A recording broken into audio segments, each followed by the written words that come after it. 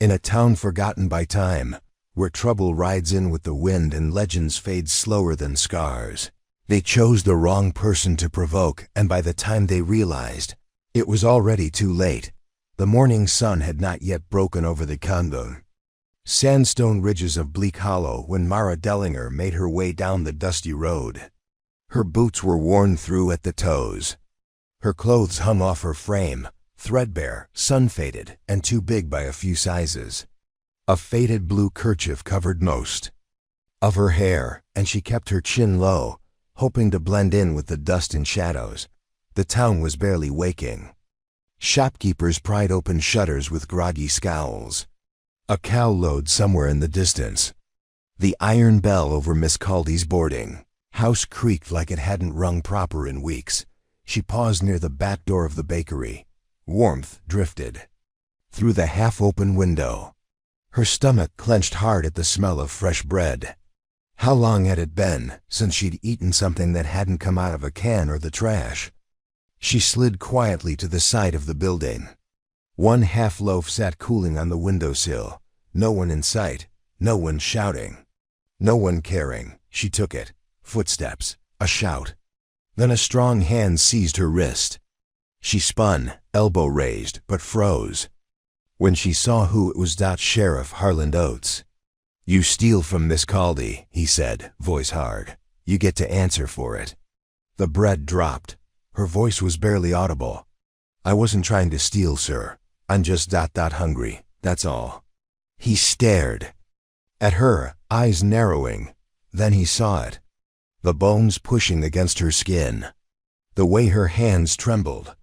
He looked down at the broken half-loaf. He didn't let go of her wrist. "You got a name, girl?" She met his eyes. For a moment, something flickered. Pain, pride, shame. "Mara," she said. He grunted. "Mara what?" She didn't answer. Couldn't. Not really. "Well, Mara just hungry," he muttered, dragging her by the elbow. "Let's get you out of the road before someone less charitable notices." He didn't take her to jail. He took her to the diner, Old Mabel, who'd run the Silver Fork for longer than most folks in Bleak Hollow had been alive. Watched them come in.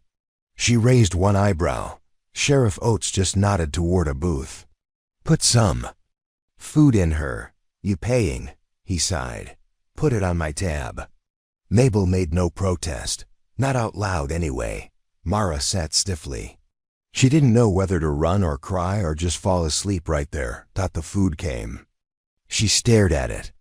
Her fingers hovered over the plate like she wasn't sure it was real. Then she began to eat. Slow, polite.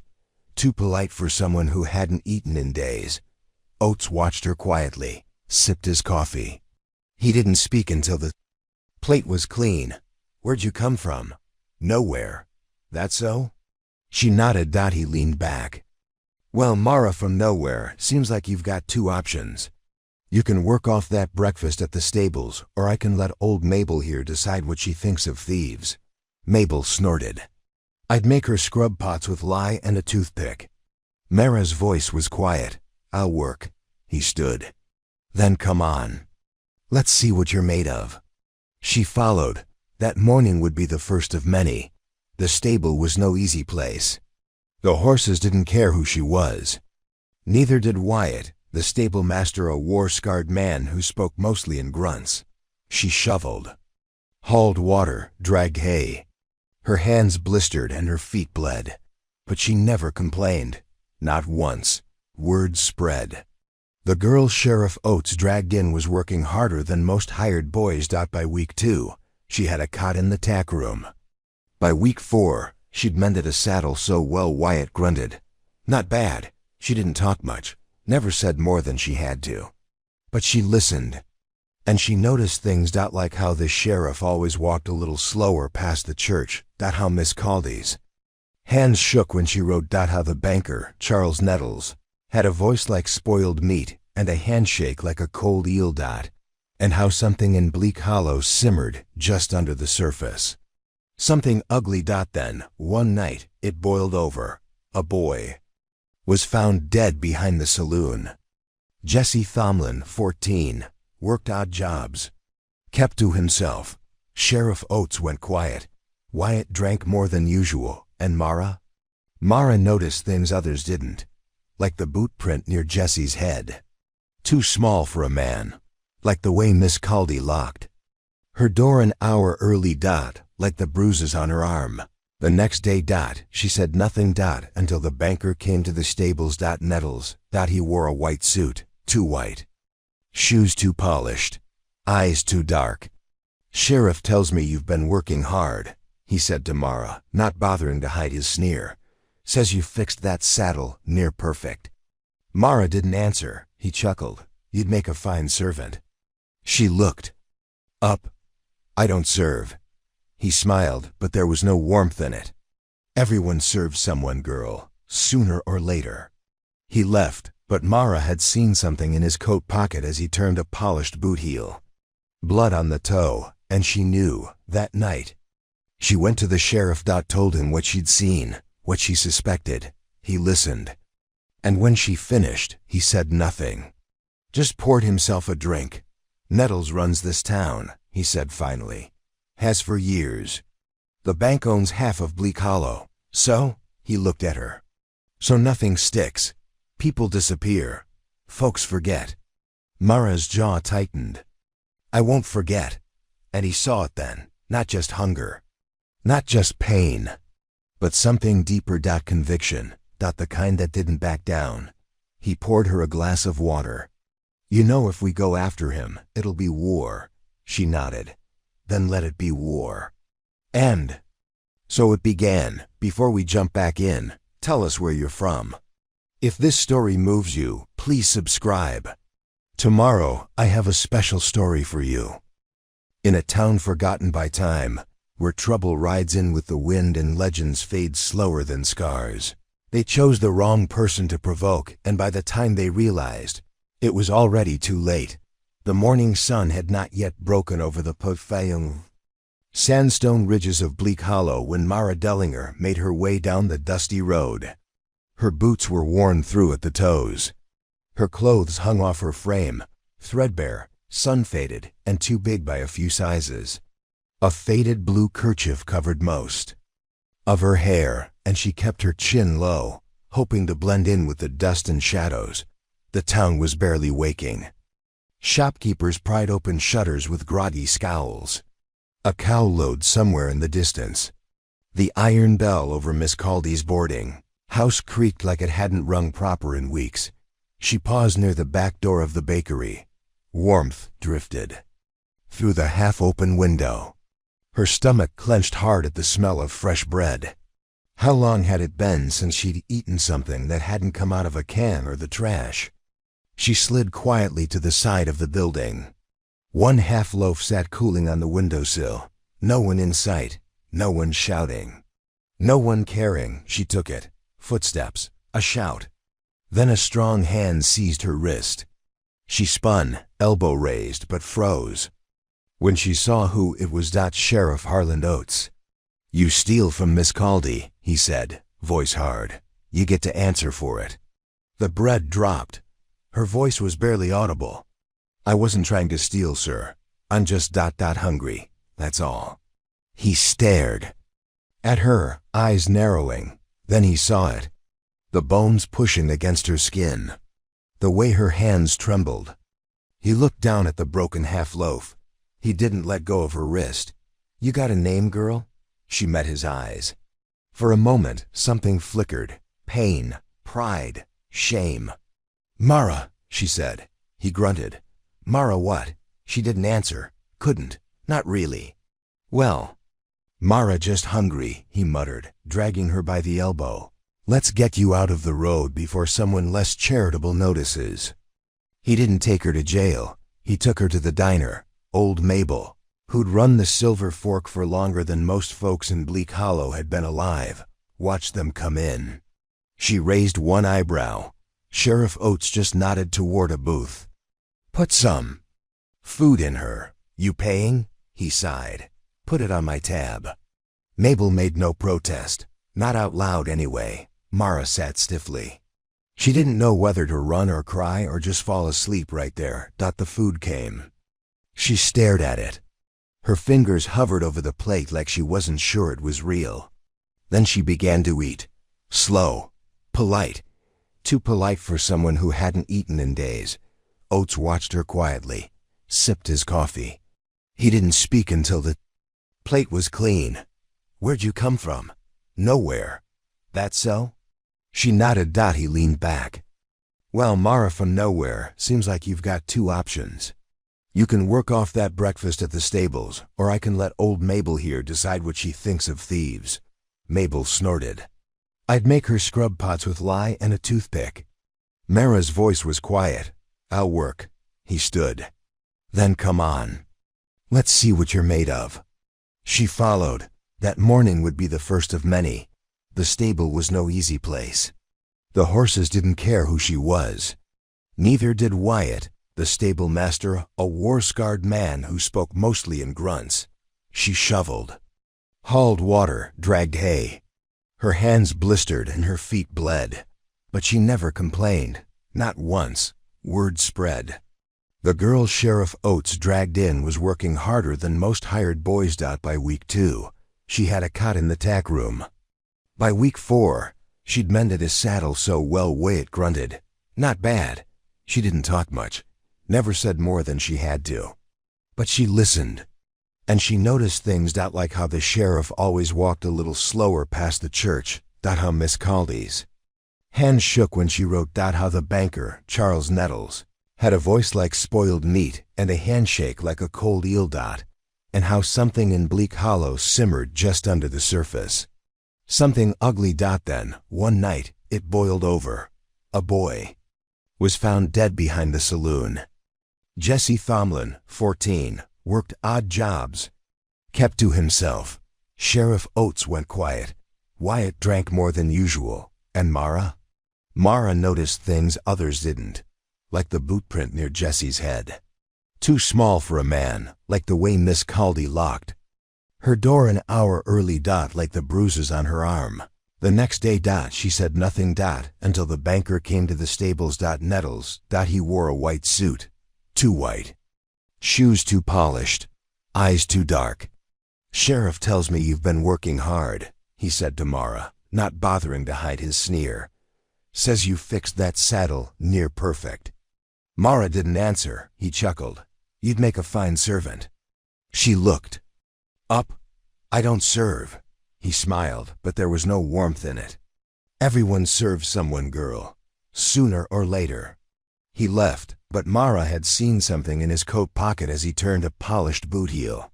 Blood on the toe, and she knew. That night, she went to the sheriff. Told him what she'd seen, what she suspected. He listened. And when she finished, he said nothing.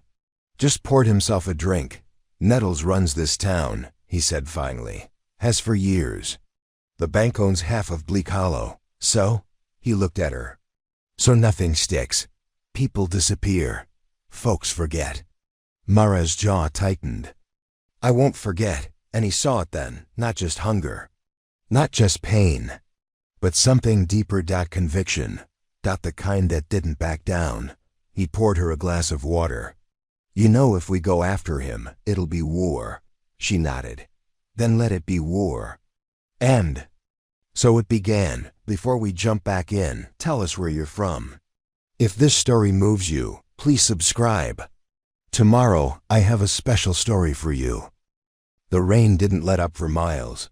Horizon's hooves pounded the wet road with rhythmic urgency. Mud flicking up Mara's legs as she leaned low in the saddle, cloak drawn tight around her shoulders. Her breath came in steady bursts. The sky above was a sheet of steel, bruised with rolling clouds, and lightning stabbed the horizon like jagged spears. She pushed forward. Carson City was 2 days' ride under dry skies, less under pressure. Mara had maps in her head.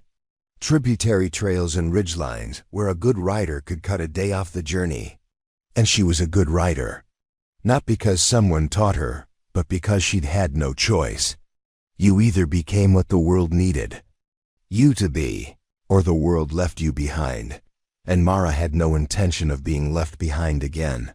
The Reverend and Miss Caldy would be slower. Wagon travel, even on the better-kept trails, would cost them precious hours. And if Charles Nettles's men were hunting them, it would be hours they didn't have. She didn't need to guess whether Nettles had all eyes. He did. Men with slick mustaches and hollow eyes, the kind who shook your hand and then sold your house from under you. The kind who loaned you $1 and took a life in return. She didn't sleep that first night. Found a hollow under an outcrop, tethered Horizon nearby, and ate jerky she'd stashed from the stables. She chewed mechanically, watching the trees sway and listening for anything out of place. The next morning, her path forked at Whisper Tree Gulch. One trail wound through the ravine fast but exposed. The other cut up over the ridge, slower, safer. She took the ridge. By midday, the rain tapered. She passed an abandoned way station, nothing but a stone hearth and rotted beams left. Signs of recent passage caught her eye. Wagon ruts, fresh in the mud, and a piece of torn canvas snagged on a bramble. The Reverend's party, but something else. Hoof prints. 2 horses, riding hard, one lighter, a scout. The other heavier, someone packing supplies or armor. She slid from Horizon's back, crouched low, and ran her fingers through the mud. Too fresh. She was close. By dusk, she saw them. The wagon had pulled off the trail, hidden behind a screen of junipers. Smoke rose faintly from a makeshift fire. She caught a glimpse of the Reverend pacing, his posture stiff with worry. Miss Caldy sat with her back against the wagon, clutching the pistol in trembling hands. She didn't approach directly. Circled wide, watching. Then she saw the others. 2 men. Not from Bleak Hollow. One wore a soldier's coat, its insignia burned away. The other, bigger, sloppier, stood near the fire with a rifle propped on his shoulder. Guards. Not friendly. She drew. Her knife and belly crawled closer. From behind a low boulder, she listened. "Told you, preacher," the soldier was saying. "Ain't no sheriff coming. Nettles owns that town. He owns you. We're not going back," Granger said. "Not alive." The large man chuckled. "Well, we can arrange the other kind." Miss Caldy sobbed quietly. Mara's grip tightened. The soldier sighed. Orders were clear. "We take you back if you cooperate. Otherwise, we make an example." He turned. And Mara moved. She hurled a stone toward the wagon. It clattered loudly, drawing both men's attention. In that moment, she was on her feet, charging. Her knife found the larger man's calf. He howled, stumbling backward. She snatched his rifle as he fell. The soldier wheeled on her, pistol drawn. Mara Dove rolled and fired. The bullet caught his shoulder. He screamed, dropping his gun. "Get down!" She shouted at Granger and Caldy. They obeyed instantly. The wounded man grabbed for his weapon again. Mara kicked it aside and leveled the rifle at his head. "Move," she hissed, "and I paint this campsite red." He held still, lips curled in pain. Granger approached carefully. "Are there more?" "Probably," Mara said. "These 2 weren't smart enough to act alone." Miss Caldy crept forward, eyes wide. How did you find us?" "I followed the mud," Mara said, "and luck." She helped Granger bind the men with rope from the wagon. Then they debated. "We need to move," Mara said. "They'll have backup. Where to?" The preacher asked. "There's an old mining trail over Banyan Ridge. It'll get us close to Carson by dawn if we keep pushing." "But it's dangerous," he said. "Unstable passes, rockfalls," Mara nodded. "Yes, and Nettles won't follow." That night, they rode in silence. Back in Bleak Hollow, Charles Nettles paced behind his office window. The storm had passed, but inside him, pressure built. The sheriff hadn't returned. His messengers hadn't reported. He poured himself a brandy, sat, then stood again. The door creaked open. A figure stepped in. A woman. She wore travel dust and a revolver. Her eyes were sunken but sharp, lips tight. She reminded him of a rattler. Right before it struck, "Darla," he said, "I thought you were in Elk Spring." Got your message, she said, voice gravelly. What's the job? 2 runaways, he said. A preacher and a baker. They're spreading lies, bringing trouble. She nodded once. You want them dead? No, he said slowly. I want them brought back, alive and scared. She tilted her head. Pain costs extra. He smiled coldly. Money's no concern, Darla turned. Then you'll get results. She left without another word. Nettles leaned back in his chair. The storm hadn't ended, not for him. Not for Mara Dellinger. And soon, he'd bring that storm down upon her, to be continued. By the time the first pale beams of dawn filtered through the broken canopy of Banyan Ridge, Mara's hands were raw from the rains. Horizon's flanks steamed in the cool morning air, and the wheels of the Reverend's wagon groaned in protest. At every rock-strewn switchback, they had pushed hard through the night, navigating the treacherous pass by lantern light and instinct, but they were alive. And they were close. Carson City lay in the valley beyond, its early morning fires casting curls of smoke into the sky, a beacon of hope in a world that had, until now, offered Mara precious little of it. Granger stirred beside her on his borrowed mule, his voice hoarse. We're nearly there, Mara gave a small nod. Stay low. We need to get to the marshal's office before anyone sees us.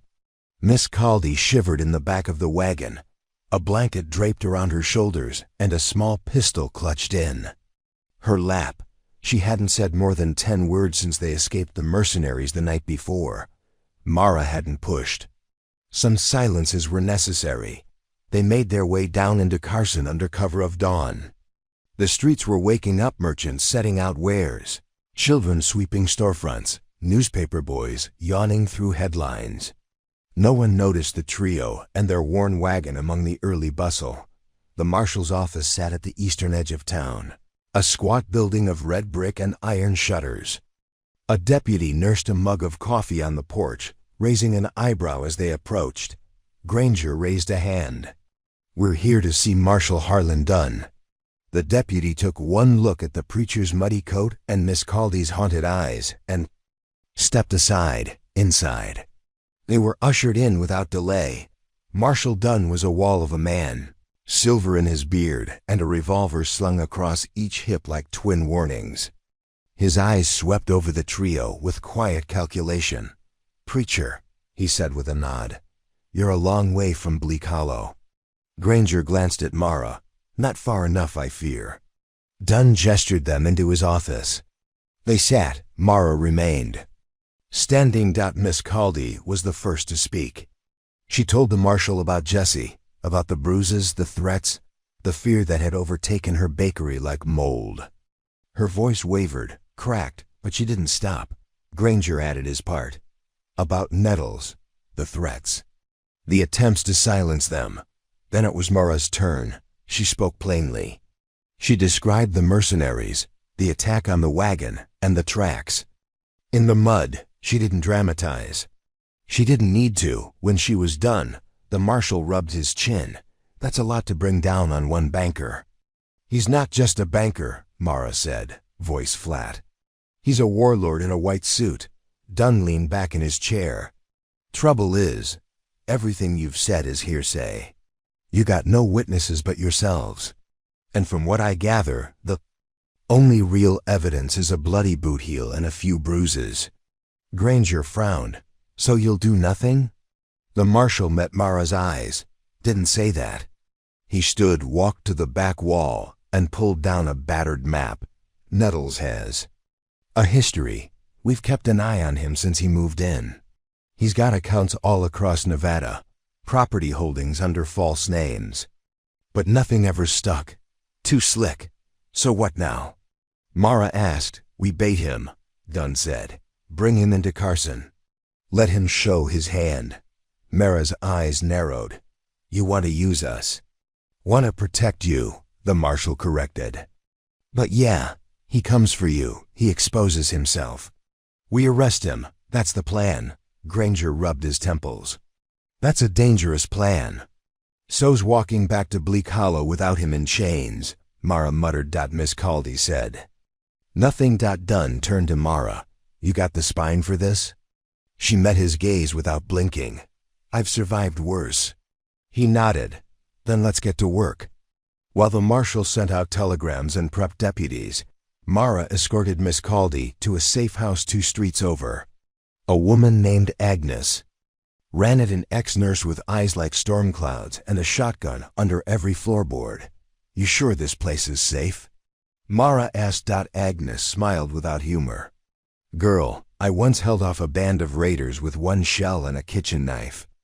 If anyone's safer in Carson, I ain't met him." That was good enough. Mara left them there and returned to the marshal's office to wait.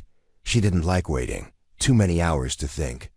To remember. Sheriff Oates, she wondered what he was doing, if he was alive. If he'd held the town long enough for the law to catch up. She didn't wonder about Nettles.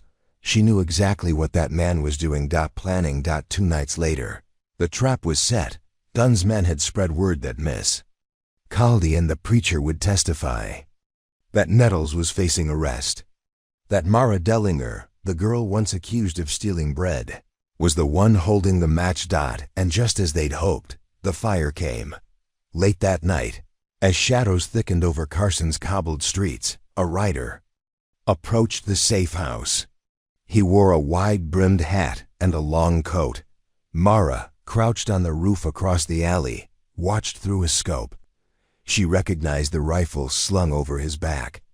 One of the mercs she'd tangled with near Banyan Ridge. Target acquired, she whispered. Inside the safe house, Agnes and Miss Caldy crouched in the cellar with a deputy. Upstairs, 2 more lawmen sat in wait. The man knocked. "Open up," he called, voice gruff. "I got word from Marshal Dunn." Agnes didn't reply. He knocked again, then kicked the door. It exploded inward. Mara fired. The bullet hit the man's shoulder, spinning him into the doorframe. Inside, the deputies sprang into action. Shouts, a struggle, then silence. When the dust settled, the mercenary lay in cuffs, and on him, they found a letter from Charles Nettles. 3 hours later, the warrant was signed. Charles Nettles. Done. Read aloud. "You are hereby charged with conspiracy to commit murder, unlawful detainment, attempted bribery, and obstruction of justice." And then, for the first time in 2 decades, Marshal Harlan Dunn led a procession out of Carson City and into Bleak Hollow. They arrived just after dawn. The town hadn't changed, still dusty, still quiet, but as the deputies spread out, folk began to emerge. Eyes wide, voices low, they saw the star on Dunn's chest, the rifles in the hands of men behind him, and they followed. To the bank. Where Charles Nettles, dressed in white as ever, stood on the steps. He saw them coming, saw Mara beside the marshal. And smiled. "Well now," he said, "didn't think you'd make it back." Marshal Dunn stepped forward. "Charles Nettles, you're under arrest." Nettles's expression didn't flicker. "On whose authority?" "Mine," Dunn said, voice like a TUERCLAP. Nettles laughed. "You think this town'll follow you?" But behind them, the people of Bleak Hollow gathered. Rebecca Caldy stepped forward, and behind her, Wyatt, and then Sheriff Harlan Oates, bruised, bloodied, but alive. "Step down." "Charles," he said. Nettles's face drained of color. The law had come, and it had come with Mara Dellinger at its side. The trial lasted 3 weeks. The evidence was overwhelming, the testimonies damning. Nettles's empire collapsed like a house of cards. When the sentence was passed, 20 years in federal prison, the people of Bleak Hollow erupted in quiet applause. Justice, long absent, had returned. In the weeks that followed, the town began to heal. The saloon reopened. Miss Caldy baked again. Granger held services beneath the open sky. And Mara? She stayed. They offered her a badge. She turned it down. "I'm not here to be the law," she said. "I'm here to make sure it doesn't get lost again." But she kept the shotgun. And every morning she walked the streets. eyes watchful, hands steady. The girl they thought was a thief, the girl who had once only wanted bread. Now walked as a protector, not for reward, not for vengeance, but because someone had to, and this time, she chose to be continued. Closing parenthesis. Mara Dellinger woke before sunrise. She always did now. The sound of the town rising, boots on gravel, pots clanging at Miss Caldy's bakery, roosters stubborn in the silence used to jar her. Now it comforted her. The rhythm of a place learning how to breathe again. She rolled her shoulders. A lingering ache pulsed in her left arm, a reminder of the fight weeks ago. Not from Nettles himself, but from one of his rats. A night ambush. One she'd sent packing. She sat up from the cot of the old stable. The town had offered her a room above the saloon, then one in the boarding house. She'd politely declined both. The stable was quiet, honest. She liked it that way. The sun cracked the horizon. She stood, splashed water from a basin onto her face, and dressed. Her long coat draped down her legs like a shadow. Her boots thudded across the floorboards, and her wide-brimmed hat settled low over her brow. The shotgun sat by the door. She didn't reach for it today. She didn't think she'd need it. At the Silver Fork Diner, Mabel poured her coffee without asking. Still like it burnt, I see. Mara smirked. You still like pretending it's coffee. Mabel barked a laugh and slid a plate of eggs in front of her. Around the diner, heads nodded in her direction. People who used to avert their eyes now offered quiet greetings. No one asked questions anymore about who she was or where she came from.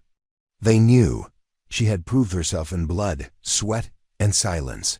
Sheriff Oates appeared at her table a few minutes later. He moved slower these days, the wound in his leg still stiff in the morning, but his eyes were sharp. The respect between them no longer needed words. Marshal Dunn sent word, he said, sipping his tea. Nettles has filed for appeal. Judge threw it out. Mara grunted. Of course he did. Oates nodded. But there's more. Rumor says some of Nettles's people, the ones who got away, are trying to regroup. Where? Outside Sweetwater. About 100 miles northeast. Marshall says they're pulling in strays. Guns for hire. Some of the old Matthews gang. Maraz. Spoon froze in her bowl. Matthews? Oates nodded grimly. Don't know if it's family or just fools using the name. Mara's jaw set. She pushed her plate away. Oates watched her. You're thinking about going. Thinking, she said quietly. That's all. You'd be missed here. She met his gaze. If I stay, and they come anyway, would that be better? Oates had said nothing. She finished her coffee in one long swallow. By noon, Mara was on horseback again. Horizon was rested and ready, his coat brushed to a shine and his tack neatly cinched. She packed light: a rifle, a spare shirt, a length of rope, and her knife. Wyatt handed her a canteen. You going to finish what you started? She glanced at him. Not planning to kill anyone, Wyatt, he grunted. Funny, neither were they back in the day. Until they were. She nodded. Then she rode. The road to Sweetwater was long and quiet. Few traveled it since the mines closed.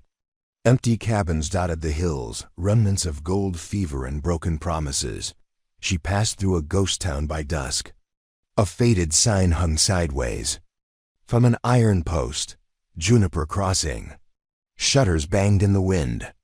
A well-creaked dot. She kept going. She stopped that night under a gnarled pine, just off the ridge trail. Cooked beans over a fire no bigger than her fist.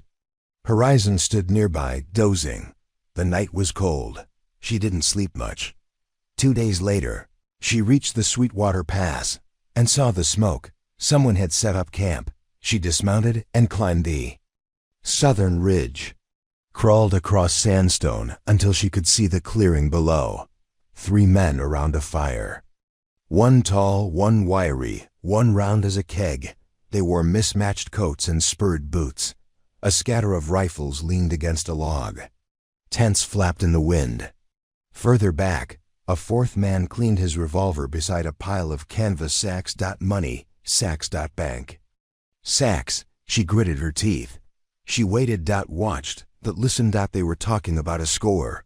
Bank in Elkhorn. Next week, she slid back down the ridge. Saddled Horizon. She rode into Sweetwater the next morning, hat low, eyes scanning. Sweetwater wasn't much bigger than Bleak Hollow. 3 streets, 1 saloon, a shuttered church, a jailhouse with a rusted lock. No sheriff. No law. Only a woman named Ruby who ran the general store and a barber who also sold liquor out of a jar. Mara found Ruby behind the counter, counting beans. You know what's out there, Mara said without preamble. Ruby looked up slowly. I know. Why haven't you warned anyone? Ruby gave a tired smile. Warn who? You're the first stranger I've seen in 4 days. Marshall in Carson needs to know. You got a horse and a message. I've got kids and no bullets. Mara sighed. I'll handle it. Ruby raised an eyebrow. You sure about that? No. But she walked out anyway. She set up a blind on the far ridge that night, watched the gang, took notes, watched who they talked to, counted weapons. She moved every few hours. By day 3, she knew their names. Clay Reese, Lyle Booker, Silas Dunn, and one woman. Darla. The same Darla who'd nearly killed the preacher outside Carson. She was here, and she was in charge. Mara waited until one of them peeled off from camp. Clay Reese, she trailed him to a creek, waited until he bent to drink. Then stepped from the trees. Don't move. He froze. Gun. 2 fingers. Drop it. He did. She stepped closer. Who's funding? You? He didn't answer. She kicked him in the back of the knee. He hit the dirt. I won't ask twice. He spat blood. We don't need funding. We're taking everything we need. Then what's the money for? He hesitated. Not your business. She clocked him with the butt of her rifle. When he woke, he was tied to a tree. Still not your business, he grunted. Mara squatted beside him. You ever heard of Charles Nettles? His eyes twitched. I thought so. That night, she crept into their camp, slit 2 tent flaps, poured lamp oil over their canvas sacks, lit a match. The explosion brought Darla out in a fury. Guns blazing. Mara ducked behind a wagon, fired twice. Chaos, shouts, fire, smoke. She hit Silas in the leg. Lyle caught her round to the arm, but Darla vanished. When it was done, Mara dragged Clay to the edge of town and tied him to a post. She left a note pinned to his coat. You come to Bleak Hollow again. You won't walk away. Then she rode back to Horizon. Back to the trail. Back to the town that had once accused her of theft and now would welcome her return. Bleak Hollow was waking up as she arrived. Children ran by the fence line. Miss Caldy knelt by the flower bed. Oates stood on the porch of the jailhouse. She dismounted. He looked her over. Everything good? She nodded. He stared at the scar on her cheek. Want to tell me about it? She shrugged. Maybe someday. They stood in silence. Then Oates handed her a folded letter. Marshall Dunn wants to deputize you. She didn't open it. Not today, she said. He nodded. Double coat tomorrow then. Mara looked around at the town. And smiled. Maybe tomorrow. This story took us a long time. If you like it, subscribe. Now back to the story, to be continued. The night Mara Dellinger came back from Sweetwater, a hush fell over Bleak Hollow.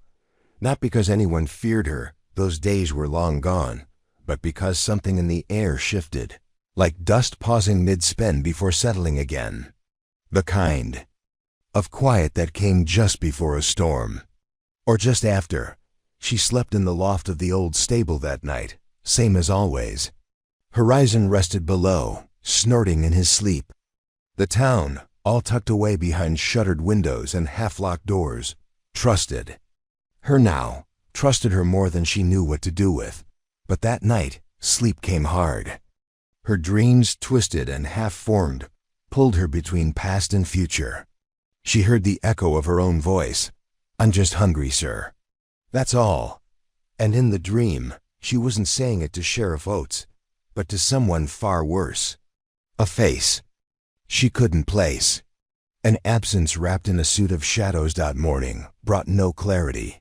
Only noise. Gunfire. She was out of the loft and booted in under 10 seconds. Her fingers found her coat, belt, rifle, gunfire, not random. 3 shots, patterned, controlled. From the direction of the post office. She vaulted the stable gate. Horizon hot on her trail, but she didn't saddle him, too close. She ran. The post office sat between the barber and the telegraph station. A squat stone building with green shutters and peeling white trim. A crowd gathered, too close, too panicked. She pushed through, rifle low, eyes sweeping. Miss Caldy stood frozen at the edge, mouth trembling. Sheriff Oates was already there. Revolver drawn. Inside the building. Chaos. One man down. Blood. And a message pinned to the door with a knife. Mara pulled it free and read the scrawl. Aloud. Shadow walks in daylight now. Time to teach her why ghosts stay buried. Oates met her eyes. You recognize the signature? There wasn't one. She didn't need one. Later in the jailhouse with the crowd dispersed and the blood cleaned. They sat in silence. Oates poured 2 fingers of whiskey into tin cups. They're baiting you. I know. He handed her the cup. She didn't drink. You going to bite? She stared at the wall. Eventually. Oates waited. She finally spoke. They waited until I left. Struck while I was gone. They knew the town would be soft. It wasn't, he said. They just thought it was. Mara turned the tin cup in her hands. What was the name of the man killed? Oates didn't answer for a long while. Then, Eli Gable, railroad surveyor.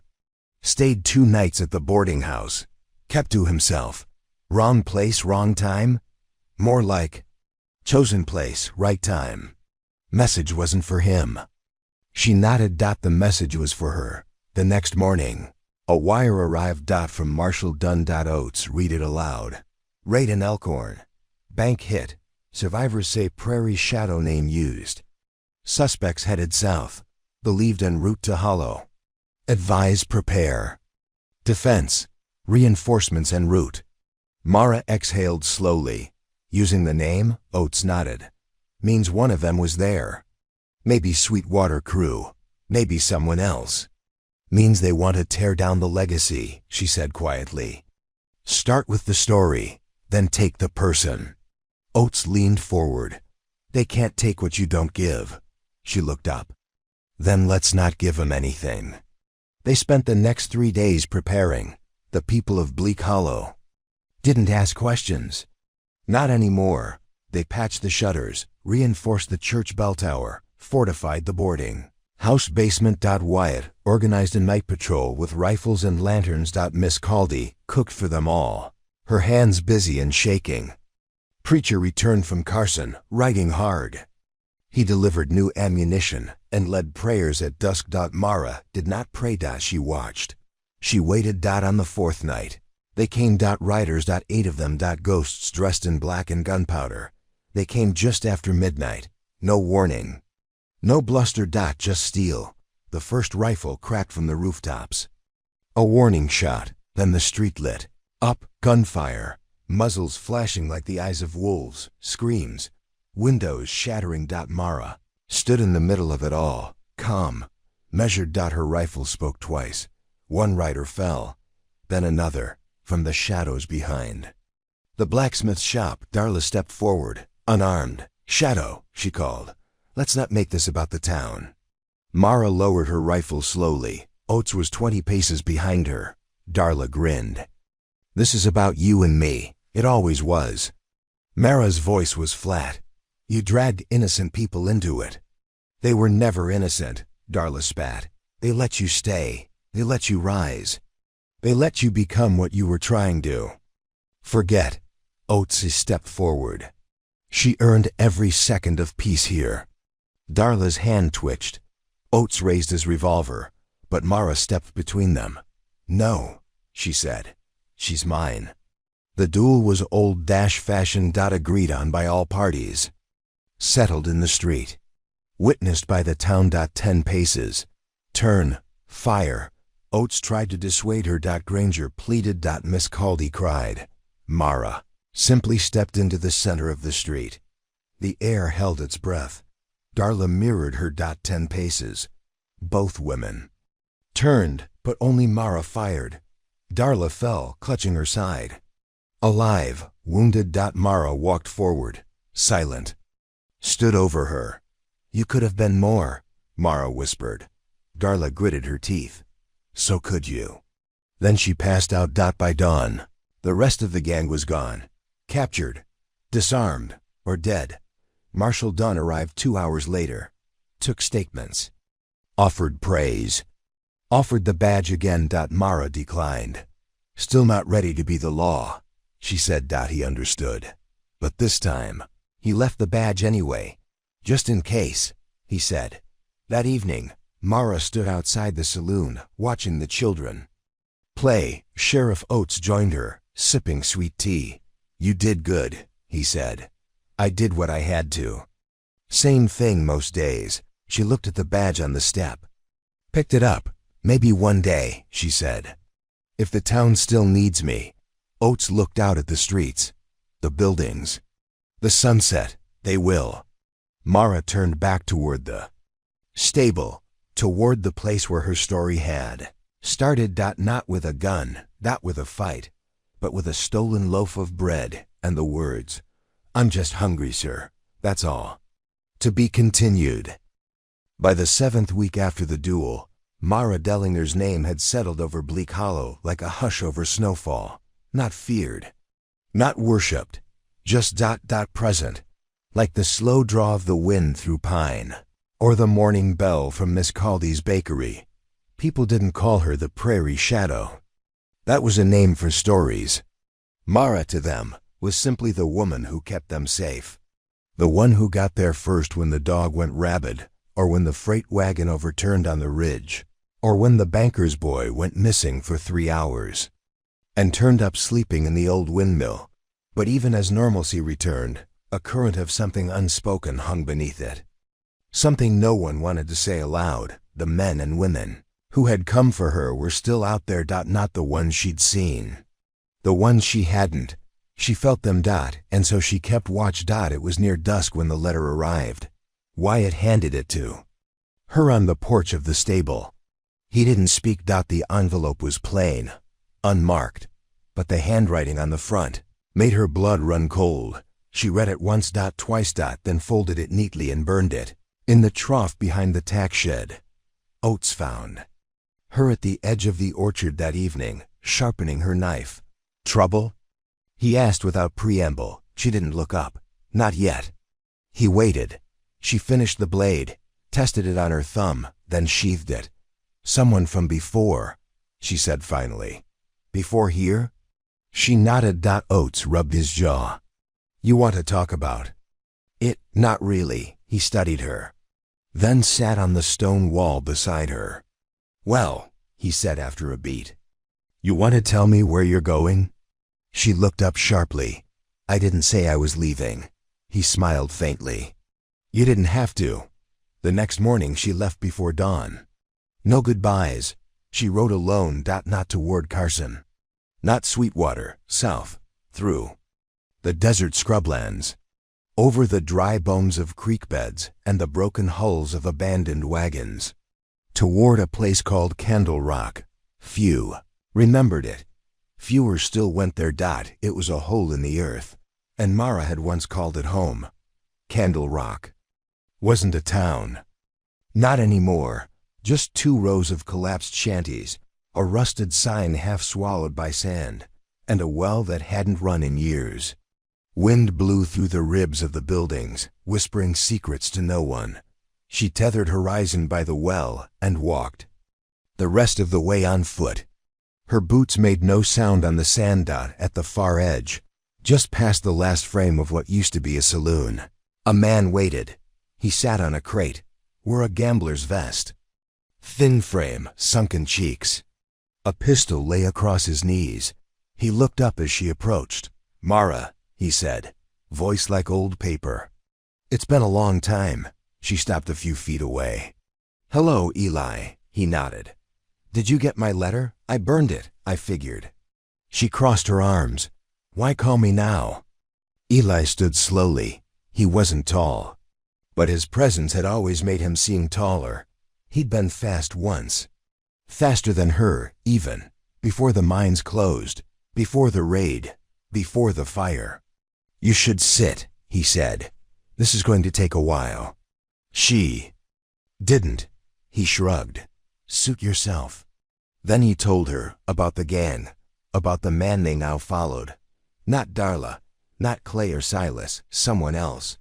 A man named Jacob Lorne. "He calls himself the Collector now," Eli said.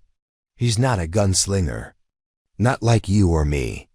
He's something worse. He remembers, holds grudges, buys people, buys silence." Mara narrowed her eyes. "What does he want?" Eli's voice dropped. "He wants to finish what was started in Deadwood. What you tried to walk away from." She stiffened. "He wants to break you," Ellie said simply. They sat in silence for a long time. Eli offered her a flask. She shook her head. Finally she stood. "If he comes for me," she said, "he knows where I am." "He's not coming for you, Mara." She looked back. Eli's face had changed, hardened. "He's going to Bleak Hollow." She rode like fire. No stops. No food. Only the pounding of Horizon's hooves and the roar of blood in her ears. When she crested the final ridge and saw the valley spread below her, the sun was rising, golden and indifferent. Bleak Hollow sat quiet. Too quiet. She charged down. The slope. The stables were empty. The church doors open. The bell tower vacant. And from the saloon, smoke. She kicked in the door. Found chaos. Chairs overturned. Tables splintered. A fire smoldering in the hearth. Miss Caldy sat on the floor, hands bound. Blood at her temple. Oates was nowhere in sight. Neither was Wyatt. Granger lay unconscious by the bar. Mara rushed to Caldy. "Cut her bonds. What happened?" "They came at dawn," she gasped. "Took Oates. Said you'd follow." "Who?" "He didn't give a name. Just said you'd know. Said the town was the price." Mara stood slowly. Her eyes burned. She turned to Granger. Helped him to his feet. "Where'd they go?" He pointed north. "Mine trail." Of course. She followed, through dust. Through dusk. The trail curved around Widow's Hollow, into the gullet of the hills. She passed burned wagons. Scattered shell casings. A message scrawled on a signpost. "Shadow bleeds too." She didn't stop. The final confrontation took place in the ruins of the old Lorne estate. Once a mansion. Now a ruin. Jacob Lorne waited inside. Dressed like a preacher. Smiled like a snake. Oates knelt at his feet. Bound. Beaten. Mara stepped through the threshold. Lorne didn't flinch. "I told them you'd come. Let him go." "Of course," he said. "After." He gestured. 4 men stepped from the shadows, armed. Mara didn't move. Lorne tilted his head. "You know what I envy about you, Mara? It's not your aim. It's not your legend. It's your choice. You chose peace. And people followed. That's power." She said nothing. He smiled. "But peace is an illusion. And people? They're just another kind of weapon." She drew, faster than anyone had ever seen. 2 men fell. Oates rolled left. The 3rd man fired. Missed. Mara spun. Shot once. Silence. Only Lorne remained. He clapped slowly. "You are everything they say." She leveled her gun. "This ends now." "Oh, I agree," he said, and pressed a button on his belt. The ceiling shook. Mara ducked. Stone crashed. Dust filled the air. Lorne vanished into the debris. When it cleared, the room was empty. Only Oates remained. She ran to him. He was alive. Barely. Back in Bleak Hollow. They rebuilt. Again. Granger tended wounds. Caldy reopened her ovens. Oates walked with a cane. And Mara? She sat each morning on the saloon steps, watching the sunrise. A badge on her chest. Not a symbol of power. A reminder that peace had a cost, that justice had a face, that a girl who once stole bread just to survive could become something far greater. Something chosen. Not by others, but by herself, to be continued. Bleak Hollow's sky turned to bronze that summer. Every evening, just before the sun ducked behind the ridgeline, the whole town was bathed in a coppery light that made the wooden porches glow and the dust on wagon wheels shimmer like gold. Even that soft, golden quiet couldn't hide the tension threading its way back through town. Jacob Lorne had vanished. Sheriff Oates survived the encounter. Yes, but Mara knew that wasn't the end of it. Lorne hadn't come to make a point. He'd come to test the gates, and he'd found them unguarded. Each morning, Mara sat on the saloon stoop. She wore the badge now. Not on her hat, not on a chain around her neck like some bounty hunter, but right where it mattered, pinned to her chest, just under the collarbone, where her heartbeat never let her forget it was there. People started calling her Sheriff. She didn't correct them. The marshal's men returned a week later. They'd chased Lorne's trail down to Santa Greer, where they found a banker's corpse in a well and a note tucked into the man's mouth. Shadow's price is everyone who trusted her. Mara read the report at her desk in the old jailhouse. She didn't speak. She simply folded the paper, tucked it under her blotter, and went outside to feed the horses. Bleak Hollow had changed. It wasn't just the new telegraph pole out front, or the patched roof on the bakery, or the fact that the preacher now gave sermons every Thursday night instead of Sunday mornings, because folks worked weekends, and God would understand. It was the people. They carried themselves different, straighter, not with pride. Exactly, but like folks who had a place to stand, and Mara, for better or worse, had become the place they looked to. She didn't ask for it, but she didn't run from it either. The next storm didn't come with gunfire. It came with paper. 2 men rode in from New Dawson, well-dressed, thin smiles. The kind of men who wore creased trousers and carried pens sharper than daggers.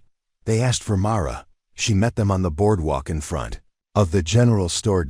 They introduced themselves as representatives of the Territorial Expansion and Development Council. "We're not interested," she said before they could finish their pitch. But they smiled wider. "Miss Dellinger," said the older one, smoothing his coat, "you misunderstand. We're not asking you. We're informing you." She crossed her arms. "The land on which Bleak Hollow sits," he continued, "has recently been acquired by the council. Legally, properly, through the purchase of deeds filed under the Carson District." Mara frowned. This land was homesteaded, indeed, and most of those rights lapsed after the Great Drought. Some parcels were never properly filed at all. "We've verified everything. It's all quite legitimate." He handed her a sheaf of papers, "which brings us to our proposal. We'd like to transition Bleak Hollow into a service hub for the expanding railway junction 2 counties east. Warehouses, freight stops, perhaps even a company hotel." She didn't blink. "And the people who live here?" The younger man smiled. "Will be offered generous relocation packages." "Where?" "North," he said. "There's plenty of room up there." She didn't take the papers. "Bleak Hollow isn't for sale." He raised an eyebrow. It already was. They tipped their hats. And rode out. That night, Mara gathered the town in the old church. She told them everything. Every word. Every threat. Every clause in the contracts. Oates stood beside her, leaning on his cane. Miss Caldy listened with flour-covered hands. Wyatt sat in the back, arms crossed like a wall. Granger took notes. The preacher led a prayer, and no one left. They stayed. They didn't argue or shout. They just listened. Then one by one, they pledged to stay. The councilman returned 3 days later. This time, They brought 6 men on horses. Guards. Or so they said. The older councilman wore a black armband. "We're here to post the relocation notices," he said. Mara stood in the road. Alone. Rifle across her back. Badge shining dull in the morning sun. "Try it," she said. The men looked at each other. One moved a step forward. Her rifle came up. He froze. "Your contracts mean nothing here," she said. "This town answers to its people, not to ink on a page filed by thieves." The older councilman's voice turned cold. "You're making a mistake." She stared him down. "I've made plenty. I'll survive one more." They turned, rode out. But Mara knew this wasn't over. That night, a fire started in the barn behind the Caldi bakery. It burned fast. Too fast. Mara got there first. Kicked open the side door. Pulled the flour sacks away from the blaze. Shouted for help. By the time Wyatt and Granger arrived, the side wall had begun to collapse. They doused the flames. Saved the ovens. Saved the horses. But not the roof. Miss Caldi stood crying in the yard. Mara wrapped a coat around her. "Someone did this," Caldi whispered. Mara nodded. "Yes." She rode that night. Not for a fight. For truth. To Carson. To the deed office. To a man named Temple, who had once owed her father a favor. She laid the papers on his desk. Watched his face pale. "These signatures," he said. "They're forged. Can you prove it?" He hesitated. "Maybe." She leaned in. "Prove it." Over the next 2 weeks, she built a case, legal, solid, unbreakable, filed it with the district judge, brought it back to Bleak Hollow in a leather SATCHEL. Then she waited. And when the councilman returned again, smug and ready to claim what wasn't theirs, she served them. Right there on the boardwalk. "You're trespassing," she said. They laughed. Then she handed them the court injunction and a summons. They stopped laughing. 2 weeks later, the judge ruled in her favor. Every deed rescinded. Every claim reversed. Bleak Hollow, the ruling said, belonged to the people who built it. And Mara Dellinger was their legal sheriff. The celebration lasted 3 days. Music, pie, children, dancing in the square. Oates lit fireworks from the top of the church steeple. Even Horizon got brushed and braided. And Mara? She stood at the edge of the square, smiling softly. Not at the party. At the people. The town she'd almost left behind. The town that once called her a thief. The town that now called her theirs. She walked slowly through the crowd, tipped her hat. Took off her badge and held it up to the children. "Who wants to be sheriff tomorrow?" she asked. Hands flew into the air. She laughed. And for the first time in years, truly, deeply, Mara Dellinger felt full. Not just of food, but of purpose. And peace. To be continued. Closing parenthesis. The first snowfall of the season came early that year. Flakes drifted down like ash from a sky turned to pearl. Children chased each other through the streets of Bleak Hollow, tossing snowballs and slipping on iced-over planks. Inside the saloon, Miss Caldi served hot cider laced with cinnamon and cloves, and someone strung pine garland above. The windows with ribbon left over from last year's harvest fair. It should have been peaceful, and it was, on the surface. But Mara Dellinger watched. The sky like a woman waiting for thunder. Sheriff Oates took longer walks now. The cane helped. But the winter air didn't. Still, he made his rounds quietly, methodically, the way a man does when he knows time is moving faster than his legs. One morning, while checking the telegraph station, he paused beside Mara outside the jailhouse. "You ever wonder if this is the part they don't talk about in stories?" he asked. "Which part?" "The part where nothing happens. Where everything's fine." She looked at him, snowflakes collecting in the folds of her coat. "Peace doesn't make a good legend," she said. "But it makes a good life." For weeks, things stayed still. Too still. The preacher married 2 couples in December. Wyatt caught a Rustler trying to make off with a milk cow. Miss Caldy found a stray dog in the alley and named it Buttons. No letters. No warnings. No strangers. No sign of Jacob Lorne. Then came the train. Bleak Hollow hadn't had a train in 5 years. The tracks, just north of town, had been damaged in a rockslide and never repaired. But one icy morning, with no whistle and no warning, a black locomotive creaked into view from the tree line. No cars. Just the engine. And a man standing on top. Mara was in the livery when she heard the rumble. She stepped outside and saw the engine coasting to a stop on broken rails that shouldn't have held weight. The man on top wore a duster, a wide-brimmed hat, and a grin that didn't reach his eyes. She knew that face, knew it from a single photo in a marshal's folder. Voss Wren, Lorne's fixer. She stepped forward. You're a long way from Carson.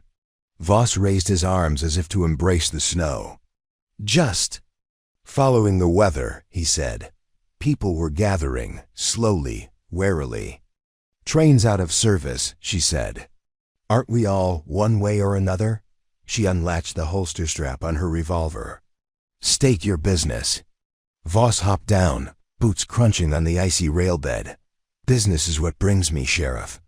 But family, that's what stays me. She stiffened. He grinned. Don't worry.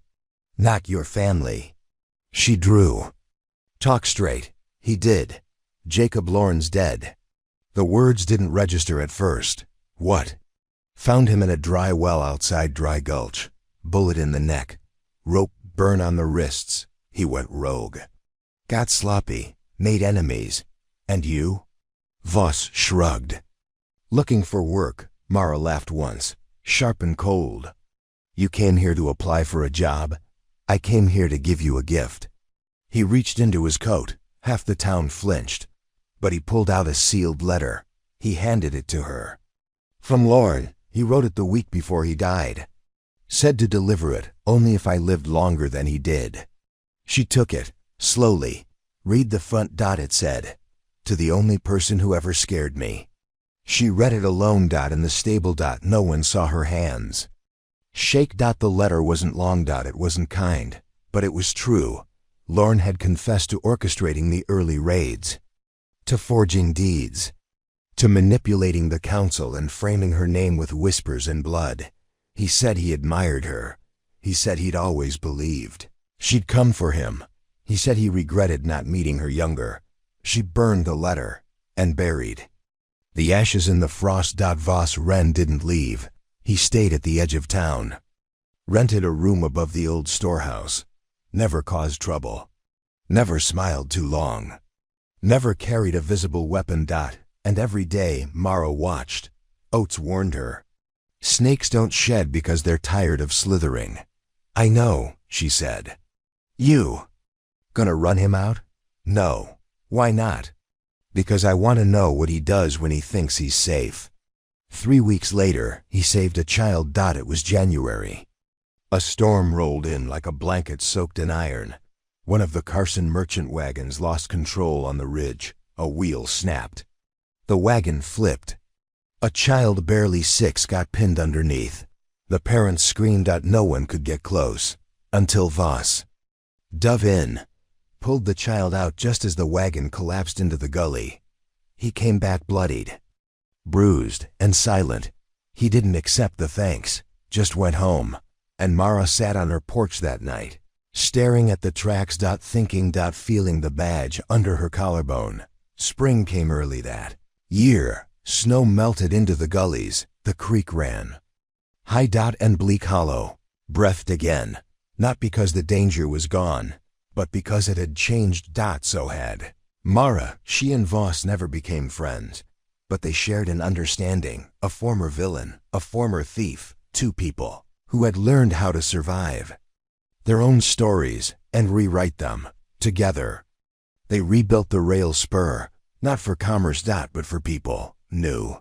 Settlers. Runaways. Orphans. Families without names. And Bleak Hollow grew. From dust. From kindness. From hunger. One summer evening, a boy approached the sheriff's office. His clothes were torn. His eyes hollow. And in his hands, a crust of bread. I didn't steal it, he said. I swear. Mara knelt down. You hungry?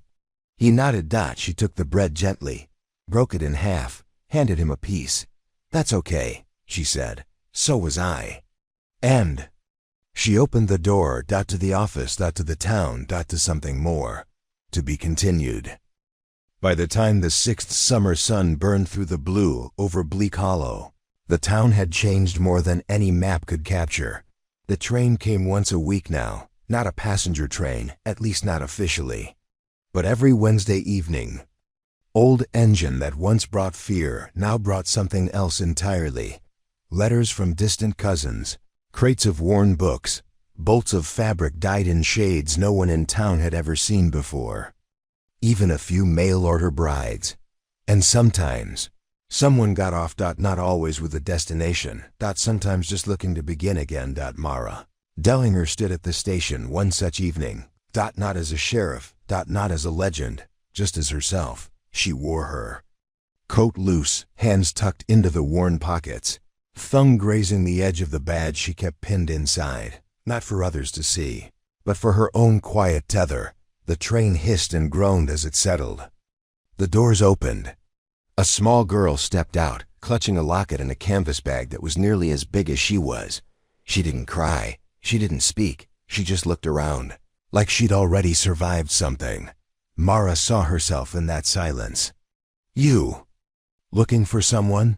She asked. The girl blinked. Mama said, if anything happened, to find a woman named Mara. She said you'd know what to do. Mara didn't flinch, not outwardly. But her stomach twisted. Your mama's name? Delilah. The name struck like a cracked bell. Delilah. She had known a Delilah once. Before Carson. Before Bleak Hollow. Before. A woman who could lie with a smile and sew wounds shut with one hand.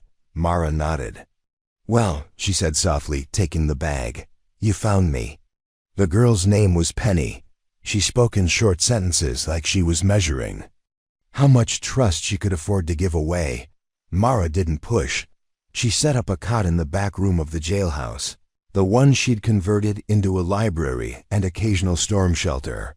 She taught Penny how to sweep the floors, how to load the small practice revolver without ever cocking it, how to slice an apple clean through with a pocket knife and not cut yourself. Penny listened. Every day. She asked more questions. And every night. Mara told her stories. Not of war. Not of gunfights or gang raids, but of gardens, of moons over empty plains. Of mornings where all you had to do was make it to the next cup of coffee. In September, Wyatt returned from Ridgewater with news. Someone's been asking about the Hollow. Not friendly. Mara raised an eyebrow. Bounty board in Still Creeks, got your name on it. Not Mara Dellinger, Prairie Shadow. 10,000, dead or alive. Posted by who? No signature, but the ink's fresh. And the paper smelled like oranges.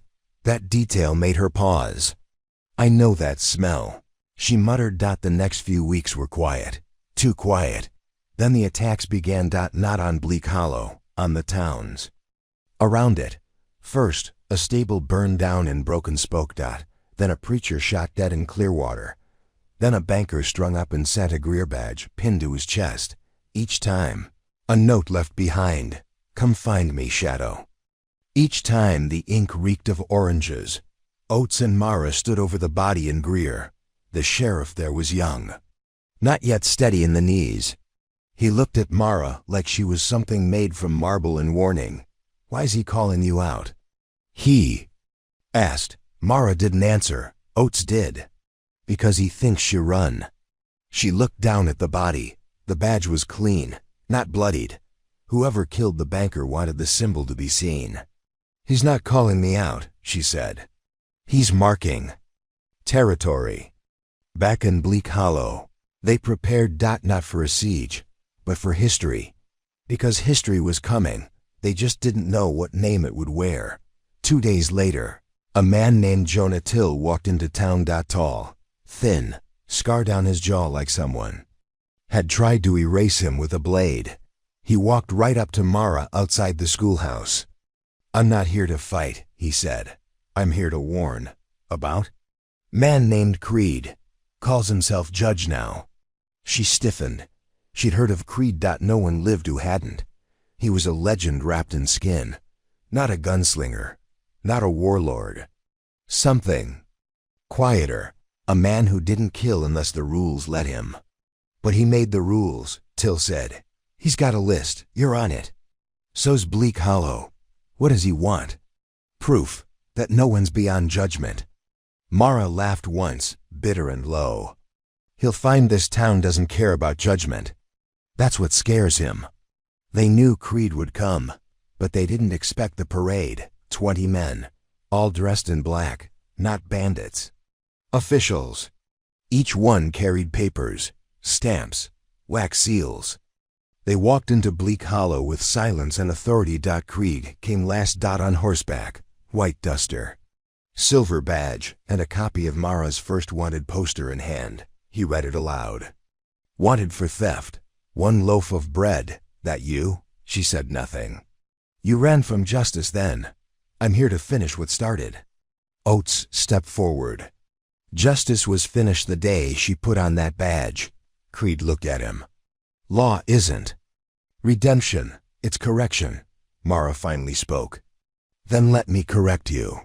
The standoff lasted 3 hours. Creed read his decrees. Quoted laws no one lived by anymore. Mara quoted people. Places, real names. Real losses. Till stood beside her. Vus watched from the roof. The town didn't move, didn't bend. And when Creed finished speaking, Mara handed him a ledger. Pages of affidavits. Letters. Signatures. Proof that every charge had been erased. He stared at the paper. Then folded it. "This isn't over," he said. "No," she agreed. "It's just beginning." He left, and Mara didn't sleep that night. She stood outside the jailhouse, Penny curled against her side. "Are we safe?" the girl asked. Mara watched the stars. "For now." "Will they come back?" "Yes." "Will you stop them?" Mara smiled faintly. "We will, together." In the morning, someone nailed a sign to the town gate. It read, "Bleak Hollow, founded by the hungry, defended by the fed." Below it, in smaller letters, "No one. Here runs, to be continued." Closing parenthesis. The next threat didn't ride in with dust or legal papers. It came with a smile and silk gloves. Her name was Lavinia Cross. She stepped off the Wednesday train with a parasol, a pearl-handled Derringer in her handbag, and a voice that turned. "Heads 2 blocks away," she asked for Sheriff Dellinger, not in anger. Not in fear, but like someone ordering a drink she'd tasted before and wanted again. Mara met her at the station. Vos stood nearby, arms crossed, unreadable. Oates leaned on his cane like a preacher sizing up a traveling magician. "Miss Cross," Mara said. Lavinia smiled. "It's Mrs. Cross now. But then, you wouldn't have heard. What brings you to Bleak Hollow?" She turned slowly, admiring the dusty buildings, the distant hills, the old bell tower leaning just slightly left. "Opportunity. For what?" "For you." They sat in the saloon. Caldy refused to serve her cider, so Wyatt did it instead, without smile or words. Lavinia accepted it graciously, sipped once, and then folded her hands. "I represent an organization," she said. "A quiet one. Not a council, not a gang, something older. I'm not interested. I haven't made an offer. I know your type. I've buried your type." Lavinia leaned forward. "We protect towns like this, keep predators away. This town has its own teeth. And what happens when it runs out of bite?" The meeting ended with no handshakes. Lavinia took a room at the inn and didn't leave. For weeks, she hosted teas, gave out gifts, helped rebuild the school fence, and donated dresses to the church choir. The townsfolk didn't trust her, but they didn't hate her. And that was worse, because Mara knew charm was a poison. Sweeter than arsenic. Then came the incident. A shipment of rifles meant for the new town watch disappeared in transit. No witnesses. No tracks. Only one clue. A white ribbon tied to the handle of the empty freight door. Mara confronted Lavinia that night. "You're making a mistake," she said. Lavinia raised her eyebrows. Accusation without proof is a dangerous look for a sheriff. So is underestimating the person who's already survived everything you're afraid to try. The following Sunday, Lavinia threw a gala. In the new schoolhouse. String quartet, lanterns and glass jars, a table of pies donated by Miss Caldy, under duress. The town came. Even Mara. Not to eat. To watch. And that's when she saw it. A folded map sticking out of Lavinia's purse. She memorized it in a glance. 4 dots marked in red. Each one a small town west of Bleak Hollow. Each one burned to ash within the past year. She left the party without a word. Voss met her at the church steps. "She's not working alone," he said. "She never does." "How deep?" "Deeper than a bullet can fix." They made a plan, but Lavinia moved faster. The next morning, Mara found her office door broken. Files gone. Penny missing. Only a note. "Trade requires risk. Come alone." She didn't go alone. Not truly.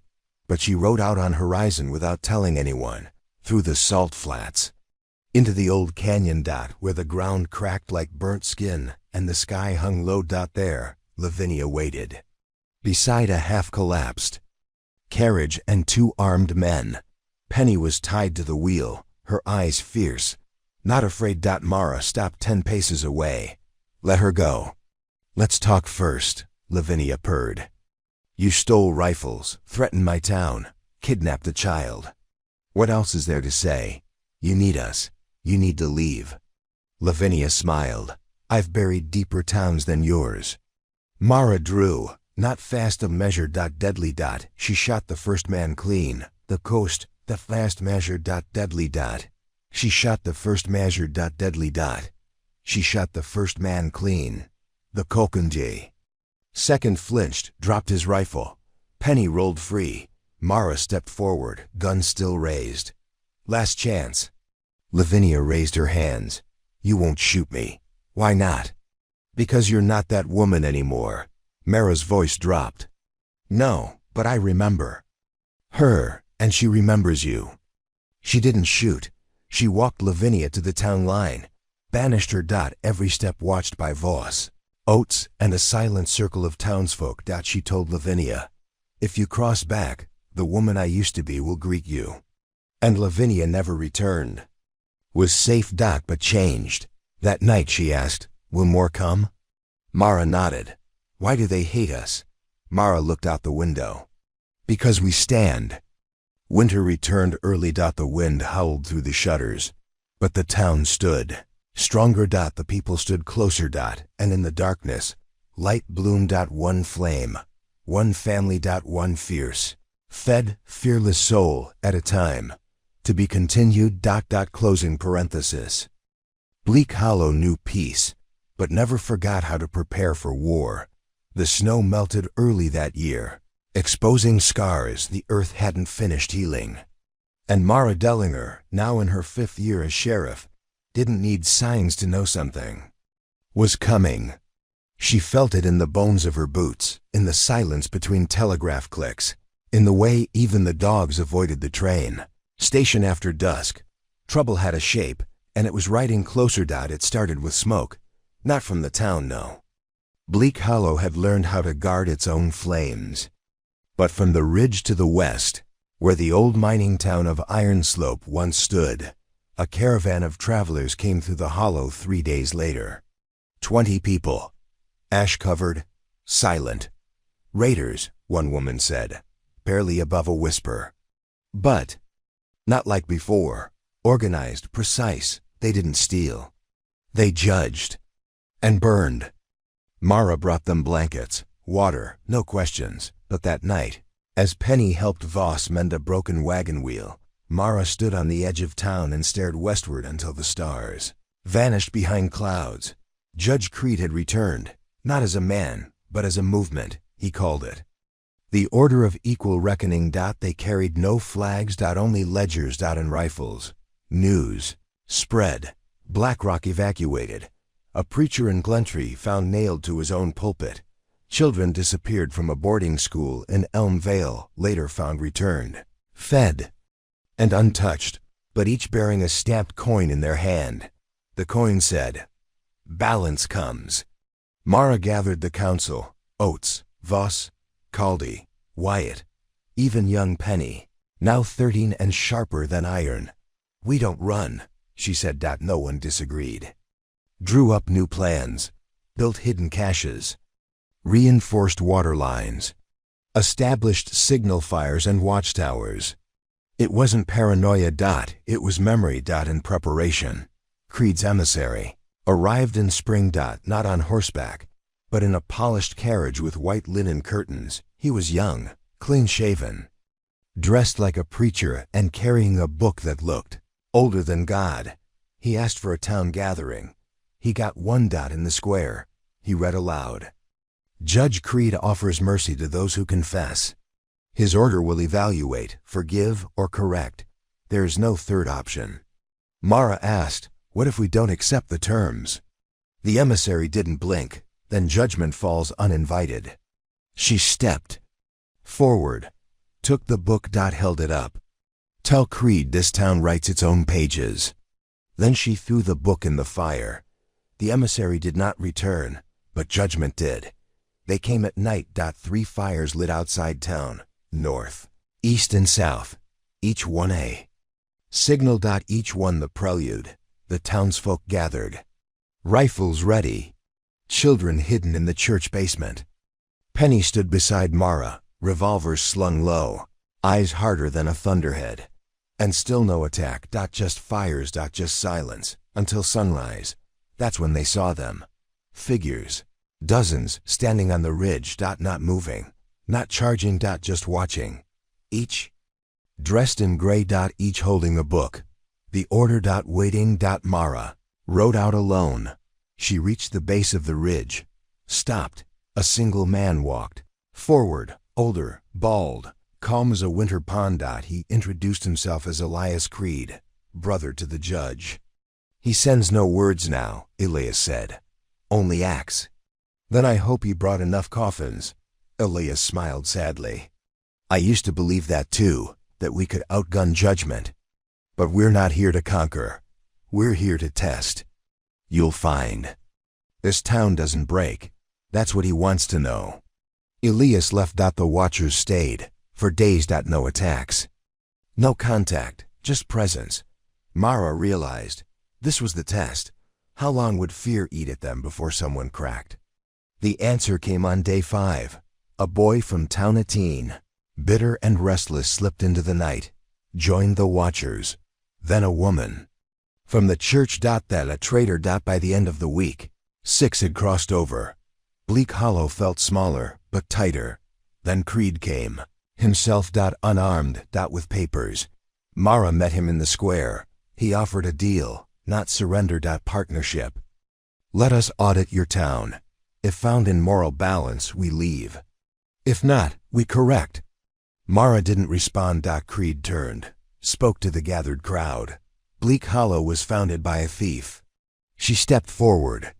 No, it was founded by a girl who was hungry, who asked for food, who was met with chains instead of kindness, and who survived. Creed said, "Survival isn't virtue." Mara's eyes flared. Then maybe virtue needs to learn how to survive. They prepared for war, but it never came. Creed left. The watchers vanished. A letter arrived weeks later, stamped with red wax. "You passed." Nothing more. The town threw no party. There was no music. Only relief. But in the silence, something deeper took root. Belief. That right didn't come from law. That peace didn't come from permission. That freedom wasn't given. It was made. Over and over again. By hands that fed the hungry. And protected the full. Mara took Penny riding that night. They watched the stars from a bluff above the town. "We win?" Penny asked. Mara smiled faintly. For now. Will they come back? Maybe, but they'll find a different town next time. Stronger? No, just more itself. They rode back slowly. The bell in the church tower rang for no reason at all, and the next chapter of Bleak Hollow waited to be written by those who stayed, and those who dared. To be continued. The summer after the Order left, the land bloomed like it hadn't in years. Rivers ran high with melted snow. Crops grew fast and green. Children raced barefoot through the alleys of Bleak Hollow, their laughter echoing off buildings that had once heard only gunfire. But Mara Dellinger didn't rest, not truly, because peace, she'd learned, was alone, and the collectors always came. The first omen came in the form of a letter. No stamp. No signature. Just a scrap of parchment nailed to the church door in the middle of the night. The hungry always return. She and Oates studied it in silence. The handwriting was familiar, too familiar. Penny watched from a distance, hand on the hilt of her belt knife. Voss stood on the roof of the general store, rifle slung low, scanning the tree line. Mara folded the paper, tucked it in her coat. It's him. Oates didn't ask who. He already knew, years ago. Before Bleak Hollow, before the badge, there had been another. A boy she'd starved beside, named Ash. They'd fought side by side in the gutters of Carson, lifted bread together, bled under the same whip when caught. Then they'd split. Mara sought justice. Ash sought power. He'd vanished for a time. Rumors followed that he ran a band of outlaws near Redspire, that he was recruiting orphans for a private militia, that he'd once shot a mayor and eaten dinner in the man's house. All half-truths, all enough to chill the spine. A week later, the town woke to find 3 horses tied to the bell tower. No riders. No saddles. Each horse bore a name carved into its flank. One read Justice, one read Mercy, one read Debt. Mara traced the letters with gloved fingers. The cuts were fresh. So was the message. Wyatt wanted to strike first. So did Voss, but Mara refused. He wants us afraid, angry, predictable. We don't give him that. Instead, she tightened the town's routines. Night patrols doubled. Children homeschooled for safety. Letters passed only by trusted riders. And every sunset, she sat on the jailhouse steps, polishing her revolver. Waiting. Ash came at dawn. With an army. Alone. He rode in slowly, hands open, grin crook. Mara met him in the square. He looked older, leaner, but his eyes still held that fire, restless and reckless. "Hello, Ghost," he said. "Don't call me that. You earned it. You disappeared, left me behind. You left yourself." He dismounted. "I want what's mine. You don't own this town." "No, but I bled for the dream that built it." She stepped forward. "You bled for survival. This was built from love." He reached into his coat. She drew first. Gun at his heart, but he held only a folded paper. A deed. To land north of the ridge, signed by a judge, marked with her old alias, Prairie Shadow. "I bought it," he said. "Legally. This town's expansion plans go through my valley now." She read it. The seal was real. The name was hers, but she hadn't signed it. "Forgery," he shrugged. "Prove it." Over the next month, the tension rotted the town like damp rot in timber. Ash didn't attack, didn't threaten. He just built a cabin on the ridge, started his own little settlement. 4 tents at first. Then 10, then shacks, then armed men. The townsfolk whispered, would Mara act? Could she? If he wasn't breaking the law, did the badge still hold power? Penny asked, "Why don't you just shoot him?" Mara looked tired. "Because justice isn't a shortcut." Then came the dust storm. A freak gust buried half the cornfield, livestock. Spooked. One child lost an eye. The doctor came late, because Ash's men had waylaid the supply cart. Held it for 2 hours. No theft. Just delay. Enough to cost pain. Enough to send a message. Mara rode out that night. Alone. Again. She reached Ash's Ridge as the sun dipped blood orange. He sat on the porch of his half-built shack, sipping coffee. "You remember what hunger feels like?" he asked. "I never forgot." "Then why'd you turn into them?" "Them? Badges, walls, rules. You were supposed to tear it all down with me." She shook her head. "You don't fight hunger with fire. You fight it with bread, with doors, with a town that chooses to care." He stood. "Then you better hope your bread doesn't run out." "Is that a threat?" "That's a promise." The next day, his men blocked the water channel. 3 families went without. Mara had enough. She assembled the council, proposed something bold. A new well, built deep, outside his land, but close enough that he'd see it. They worked day and night. Ash watched. Then tried sabotage. Vus caught his men. No blood spilled. Just warnings. When the well hit water, the whole town cheered.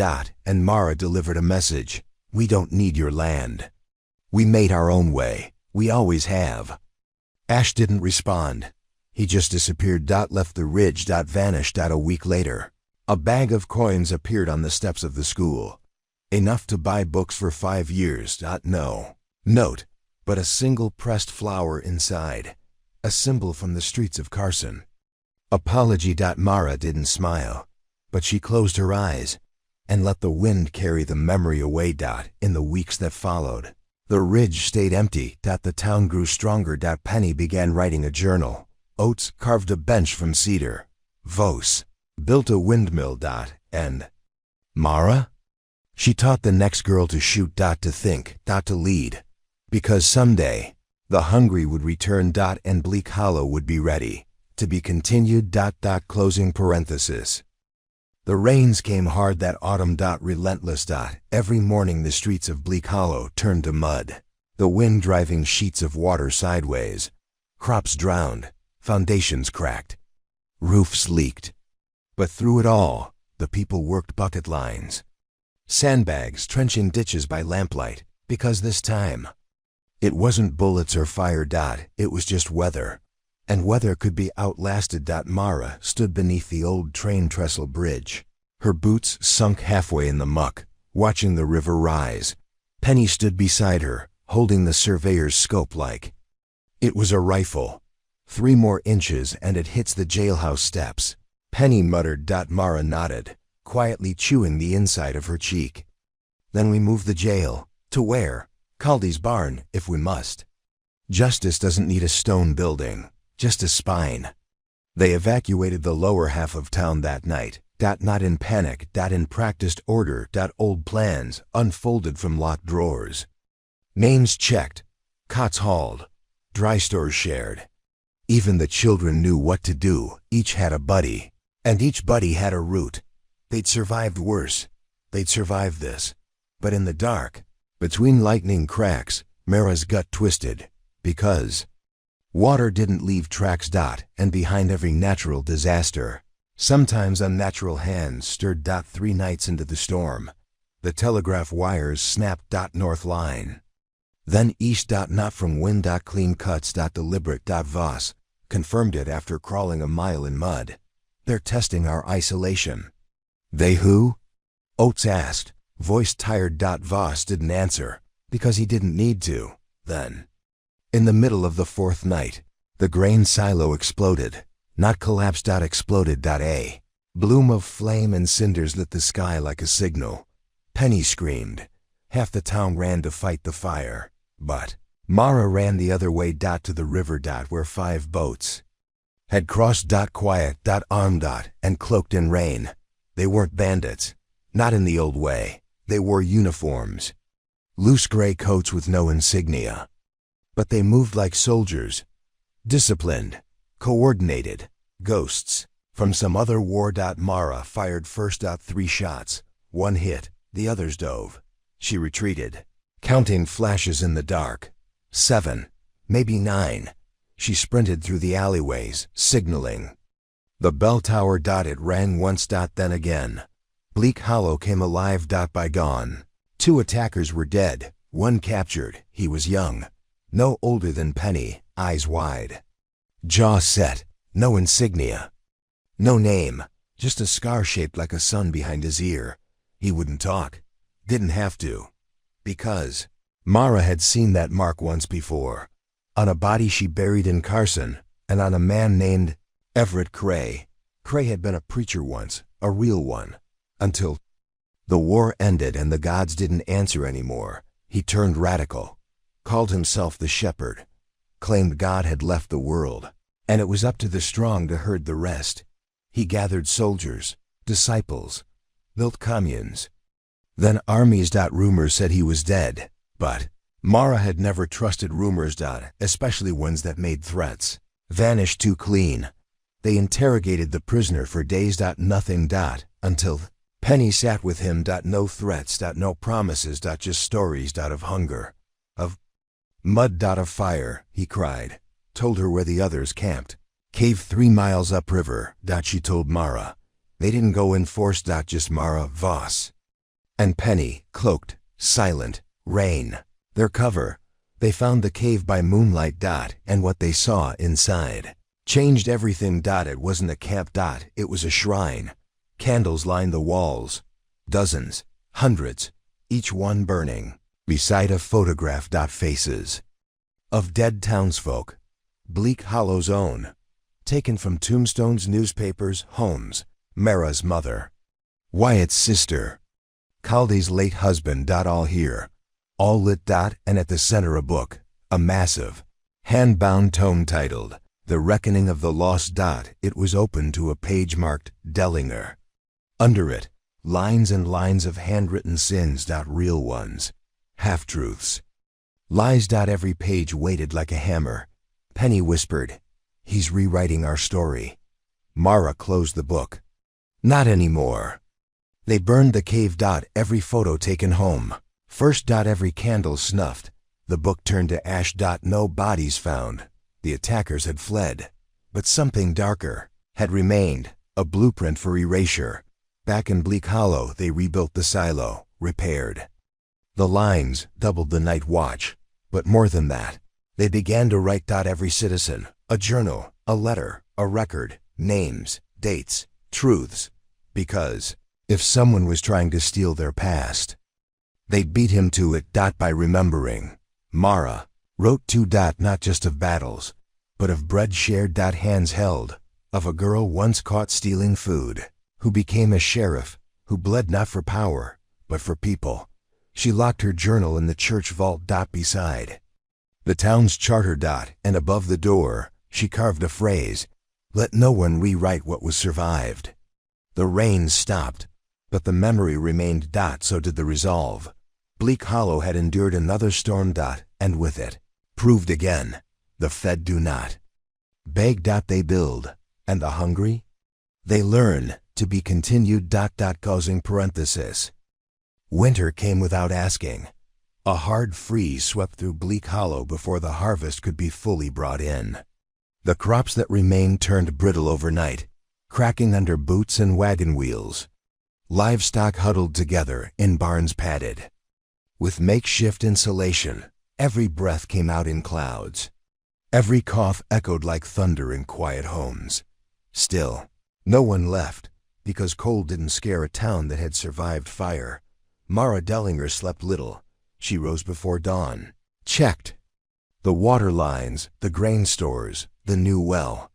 She took to rotating the watch herself. First shift one night, last the next. Even Penny began to worry. "You're chasing ghosts," she said one morning as they salted the main road. "I'm watching the shadows," Mara answered. "Sometimes. The difference is just daylight." The first real sign came with the birds. Thousands of them, black and gray, swarming the sky in chaotic patterns. They'd been absent for years, too few to matter. But now they flew in spirals, in swarms. Some dropped feathers like rain. Others slammed into windows. Panicked, Oates muttered something about omens. But Mara felt something else call on interference. That night, Penny found a mirror outside the church. It had been placed facing inward, toward the doors. Not cracked. Not broken. Just standing, framed in iron. Clean. She touched it, and it whispered. Mara called an emergency council. They examined the mirror, tested it, covered it, but even in shadow, it pulsed faintly, like a heartbeat. Wyatt tried breaking it. The hammer bounced back. So they buried it deep under salt and posted a sign, "Do not disturb." 3 days later, another appeared, this time outside the inn. Identical. And beside it a note, "Starving the past won't silence it." They weren't dealing with raiders, or orders. Or revenge. This was something else. A force that didn't want to kill the town. It wanted to unmake it, unwrite it, fold it into itself until no memory remained. They found more mirrors. In cellars. In barns. In the woods. Each time they buried one, 2 returned. The townsfolk began to see flashes in their dreams, of themselves, older or younger, of streets they never built, of faces they didn't know. Calling their names, even Penny began to wake screaming. Mara never said it aloud, but she believed the town was being watched from the other side. Oates suggested the old words, the kind they used back before paper made laws. They carved them into the church beams. Into doors. Lanterns. Bones of old buildings long buried beneath the new. Somewhere in that wood, the town remembered, and the remembering fought back. The mirrors began to crack, not from force, from rejection. As if the town's soul had set boundaries. Still, it wasn't over. Not yet, because one night, Mara returned home to find her own face waiting for her. In a chair. Smiling. A perfect double. She drew. The other Mara laughed. "You're not the first," it said, "just the loudest." Then it stood and shattered like glass. The next morning Mara found a crack in her own mirror, one she hadn't touched. One that bled. Just a trickle, just enough. She cleaned it. Didn't speak of it, but the message was clear. This wasn't about killing her. It was about replacing her, replacing everyone. She gathered every child in town, and every elder. And every storyteller. And they held a vigil, not a prayer, a declaration. Each person told one story from their past, from someone else's, of kindness, of cruelty, of birth, of survival. They passed the words like torches, until every voice had burned through the dark. Until no silence remained. The mirrors didn't return the next night, or the next, but no one assumed it was done. They just worked harder. To remember. To record. To matter. Penny asked, "Was it magic?" Mara said, "No, worse." "What's worse than magic?" "Erasure." So they built something new, a memory house, one room for each family, each wall a journal. Each floorboard a name. Every day, they added more, because they knew now survival isn't enough. You have to exist. Loudly. Deliberately. So when the world tries to forget you, you are too loud to erase. Mara stood at the doorway one evening, watching the sun go down behind the new bell tower. Penny joined her. "It'll come back," the girl said. Mara nodded. "But we will too." Penny smiled, and for the first time in weeks Mara smiled back, because whatever haunted them, whatever mirrored them, it didn't know hunger like she had. It didn't know fire. It didn't know Bleak Hollow. To be continued. Closing parenthesis. Bleak Hollow braced itself for spring, but what arrived instead was silence, not peace, not even calm. Silence. No birdsong, no wind through the pines, no dogs barking or horses snorting in their pens. The sound had been drained, like something had set a cup to the throat of the world and swallowed the breath of it. Mara Dellinger woke to the hush and dressed by instinct. She didn't need to hear the threat to know it was already inside the fence line.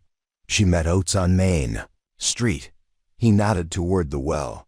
The rope was gone. Not cut, missing, like it had never been. "Something's rewriting again," he said. "No," Mara replied. "Something's erasing." Penny ran to them barefoot, holding a slate. She tried to speak, but nothing came out, not a whisper. She pointed to her throat. Then the sky. Then the church. Together, they sprinted. Inside the chapel. every word carved into the beams, the names. The oaths, the old words, they were gone. Not chipped, not painted over. Gone. As if the wood had never known them. Caldy arrived moments later, carrying his journal. He held it up. Blank. Hundreds of pages. Blank. Mara gritted her teeth. Then we don't whisper. We shout. She strode into the square and fired a shot into the air. The sound echoed. Once. Then fell dead, like even the noise had been strangled. The town gathered anyway. Children with frightened eyes, elders clutching their chests, even Voss, injured.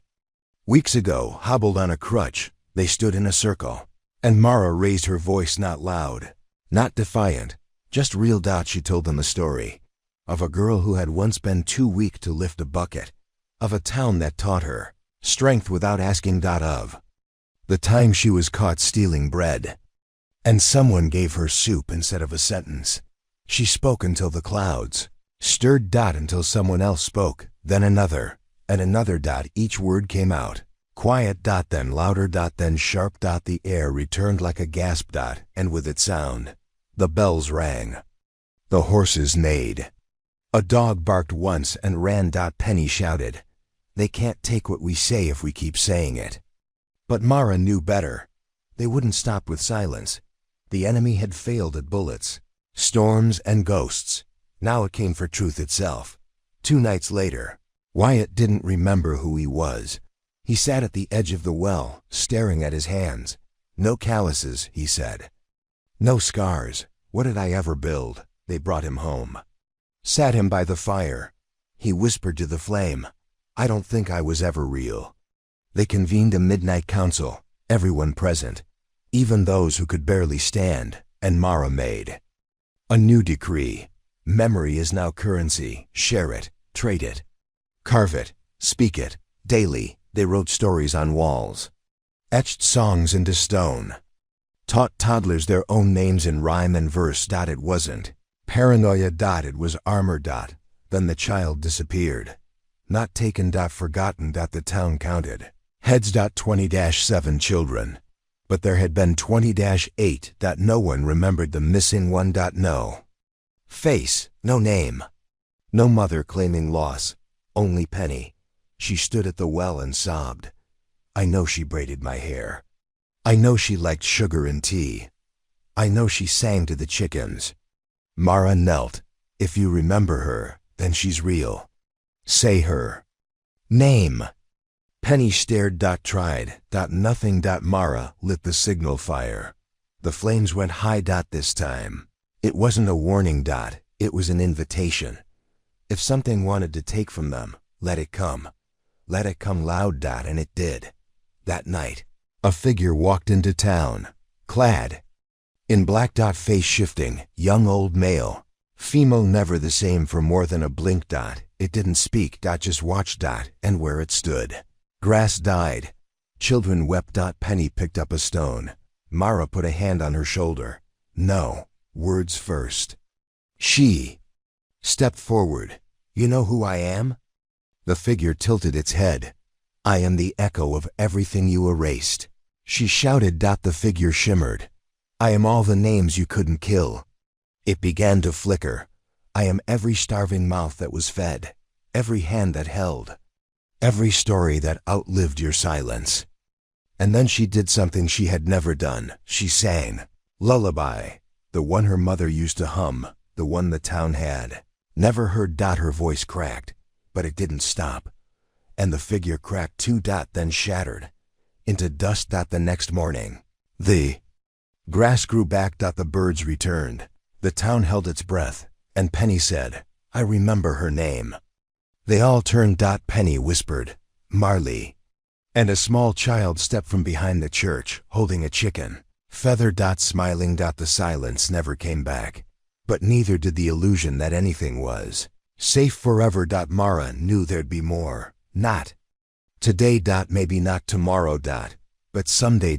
And when it did, they'd be louder. Stronger. Braver. Because a town that feeds the hungry, holds its memories, and teaches its children to name themselves, that town cannot be unmade, to be continued. The next season came without threat, and for the first time in a long time, Bleak hollow-breathed, not cautiously, not with one eye open, but deeply.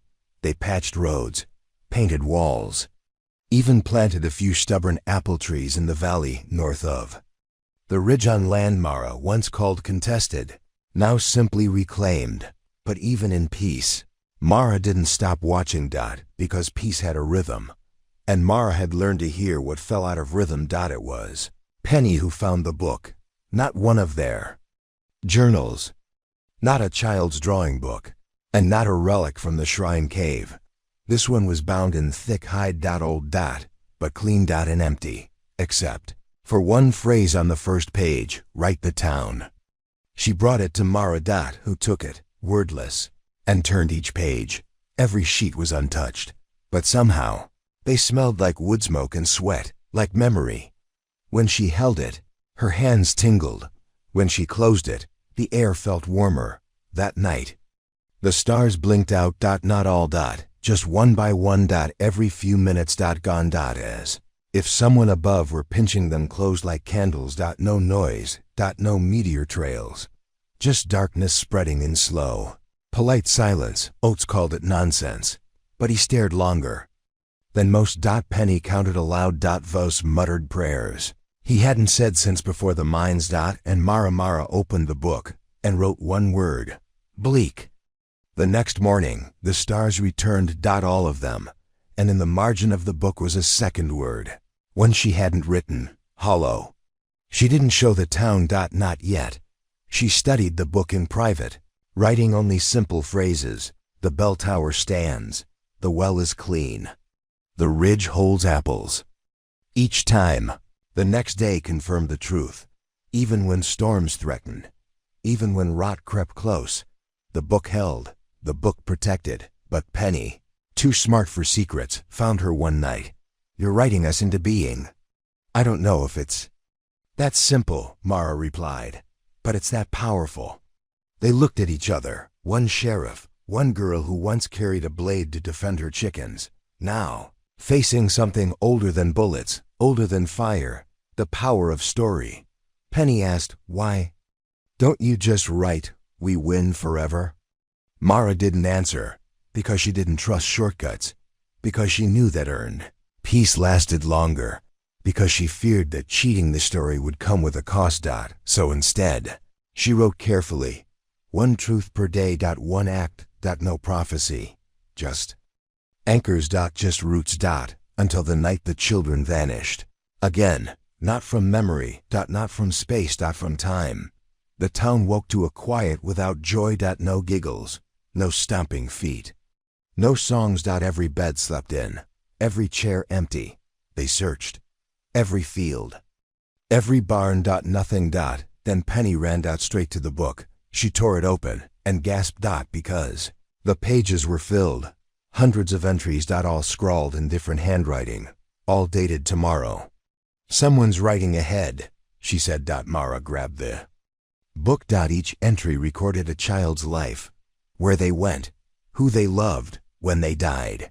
Future histories. Someone was cementing fates, and whoever it was, they weren't from Bleak. Hollow. Mara burned the book. It didn't scream, didn't fight, just curled in on itself, like a spider too tired to resist. And when the ashes cooled, the children came back. In groups. From behind trees. Out of crawl spaces, covered in chalk and ink, some still holding strange quills. One had a page stuck to her shirt. It read, "Character number 12, pivotal in town redemption arc." They didn't understand, but they remembered being told what to be. By someone who didn't know them. Penny held her sister close. Mara wept. Voss threw a chair. Oates carved the names of all 28 into the stone at the chapel. And above it, he wrote, not a draft, not a prophecy, not a product, a person. From that day, the town outlawed all uninvited scripts. No outsider fiction. No unchecked histories. No wandering scholars looking for inspiration. If someone came asking questions, they were given soup, not stories. But Mara didn't hate the idea of stories, only the ones told about them. Instead of buy them. So she built a school. Not just for letters, but for voice, for saying what needed saying, for deciding who they were, and she handed each child a blank book. Not magic. Not cursed. Just empty. And said, fill it with truth. Even the parts that scare you. The stars stayed. The seasons turned. And Bleak Hollow grew, because they weren't just surviving anymore. They were remembering forward. They were writing their own story. One day at a time, one truth at a time. Together. To be continued. Closing parenthesis. The first tremor came at dawn. A low rumble under the feet of Bleak Hollow, barely more than a whisper in the earth, followed by a distant crack. The ground shifted beneath Mara's boots as she stepped off the porch of her office. Horizon neighed. Uneasily, in the cold, brittle air of early spring, the trees' budding leaves trembled. Birds scattered in frantic flutters through the canopy. Shaking didn't stop. Registered on thermometers in the sheriff's office. Rattled lanterns in the saloon, even jarred the flour in Miss Caldy's storeroom. People spilled out into the streets, faces pale, children cried, horses bolted. And before anyone could say what it meant, the earth cracked open half a mile east of town. A fault line opening in raw, jagged arms. A sinkhole. Smoke rose from its maw, acrid and sharp. Cracks spread like veins through the fields beyond town. The main road buckled. The grain silo, rebuilt stone by stone, groaned under unseen stress. Mara acted. She rallied Oates, Voss, Wyatt, Penny, and Granger in the square. Her voice carried over the panic. No one rushes in. Follow the walls. Stay in teams. Get people away. Men, women, and children fell into her cadence. They herded livestock to higher ground. They guided wagons to safety. They patched broken windows and reopened shuttered doors so smoke and dust could clear. The sinkhole grew wider through the day. Rocks tumbled in, swallowed by an unseen deep. Temperatures spiked around its rim, a furnace in the spring sun. Broken pipes hissed steam. Wells ran dry. In the hospital, once the church's backroom. Green and Agnes worked feverishly over the injured and the frightened, tending horses with burns on flanks and townsfolk with cracked ribs and unconscious heads. The priest's daughter, Sarah, lay under blankets after a falling beam, but the preacher said her heart was strong. Mara surveyed the devastation from the edge of the hole as dusk approached. The wind carried the smell of sulfur, and occasionally the earth shuddered again like an angry beast stirring in its cage. At the same moment, 3 fires ignited at random spots, on the ridge, near the bakery, and beside the jailhouse. Not bombs, too precise, too deliberate. Someone meant to finish what the earth had begun. That night, Avalon Cross, Lavinia's twin sister, or so rumor had it, appeared at the sheriff's door under a pale moon.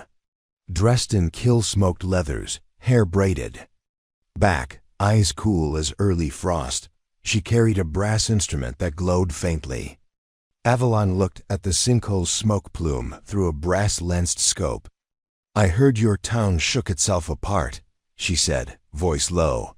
"A tremor in the land is often a tremor in the heart." Mara answered, "I don't need metaphors. I need help." Avalon stayed. Not as a friend, not as an enemy. As something older. She measured, calculated, every quiver in the soil, every flicker in the sky. She tapped signs in chalk on walls' runes to ward against collapse, and played her instrument into the ground. A song that resonated in the fault's teeth. "It answers," Avalon whispered one night, but not kindly. Meanwhile, Penny uncovered another threat. She followed a trail of broken glass and frantic hoofprints to the edge of town. There, leaning over the buckled tracks, stood a figure in a soot-stained engineer's uniform. His face was hidden beneath soot. His voice, when he spoke, crackled with static. "The rail's fixed," he said. "But the train you ride isn't the one you boarded." He hopped onto the tracks and vanished in a burst of sparks. The next morning, the locomotive arrived without a man at the throttle. It rolled ghost-like into town, the whistle moaning like a wounded animal. No cars, just the engine. And a banner across the grill. "Your safe path is mined." Mara read it from her porch. Her jaw hardened. They convened the emergency council at the schoolhouse. Widow Caldy provided hot coffee. Doc Green administered calm. Mara laid out the facts. The earth trembled. Sinkhole opened. Fires ignited at key points. Telegraph lines were cut days ago. Children had vanished once, but returned. Mirrors had sought to erase them, stories protecting them. Now the land itself roiled, and the rail threatened to betray them. Oates rubbed his chin. "Feels like someone's rewriting the town, not just its memory." Avalon spoke. "This fault is alive, not geological. It pulses with something beyond nature. A wound in the land's spirit. Unless we address the source." "What source?" "Penny." Avon produced an urn of soil from the sinkhole's rim. This land paid for every foot it settled, every acre. It absorbed debts, blood debts, broken promises, buried grievances. Now it demands settlement. Settlement. The word hung in the air like a guillotine. Mara paced. She thought of the girl who swore the town's founding oath while shivering for a loaf. She thought of Oates lying in a pool of rain when Creed first judged her. She thought of Penny's trembling whisper last night. "Settle. Settle." She turned to Avalon. "What does it need?" Avalon's eyes shined. "Forgiveness or reckoning. One leads to renewal. One leads to ruin." Mara nodded. "Then we'll choose renewal." Avalon smiled. Over the next 3 nights, the town held a reckoning rite. Not a trial, a confession. Every citizen stood by the schoolhouse windows and spoke aloud their own debts to the land. Kent Baker recounted the years he diverted the creek for his mill. Madame Rivero recalled the fields she plowed without pay for her laborers. Marshall Dunn remembered the lawmen he refused to pardon. Reverend Granger confessed the sermons he turned into sermons of fear. Even Doc Green admitted to letting a patient die rather than lose time he didn't have. They spoke, unafraid of shame. They spoke because words carried weight under quake and fire. On the 4th night, Mara climbed into the sinkhole's rim with Avalon and Oates. They filled a brass bowl with the first water from the new well. "Speak your debt," Avalon instructed. "Mara," she knelt. Her voice trembled, fierce and soft. "I once shot a man who threatened a town that had sheltered me. I took his life because fear ruled me more than justice. I swore I'd never repeat it, but I learned to use the barrel instead of words. I vow to wield compassion, not guns. To settle anger with dialogue, not death. I give my debt to the land." She poured the water into the crater. The earth shivered once more. The first tremor came at dawn. A low rumble under the feet of Bleak Hollow, barely more than a whisper in the earth, followed by a distant crack. The ground shifted beneath Mara's boots as she stepped off the porch of her office. Horizon neighed. Uneasily, in the cold, brittle air of early spring, the trees' budding leaves trembled. Birds scattered in frantic flutters through the canopy. Shaking, didn't stop. Registered on thermometers in the sheriff's office. Rattled lanterns in the saloon, even jarred the flour in Miss Caldy's storeroom. People spilled out into the streets, faces pale, children cried, horses bolted. And before anyone could say what it meant, the earth cracked open half a mile east of town. A fault line opening in raw, jagged arms. A sinkhole. Smoke rose from its maw, acrid and sharp. Cracks spread like veins through the fields beyond town. The main road buckled. The grain silo, rebuilt stone by stone, groaned under unseen stress.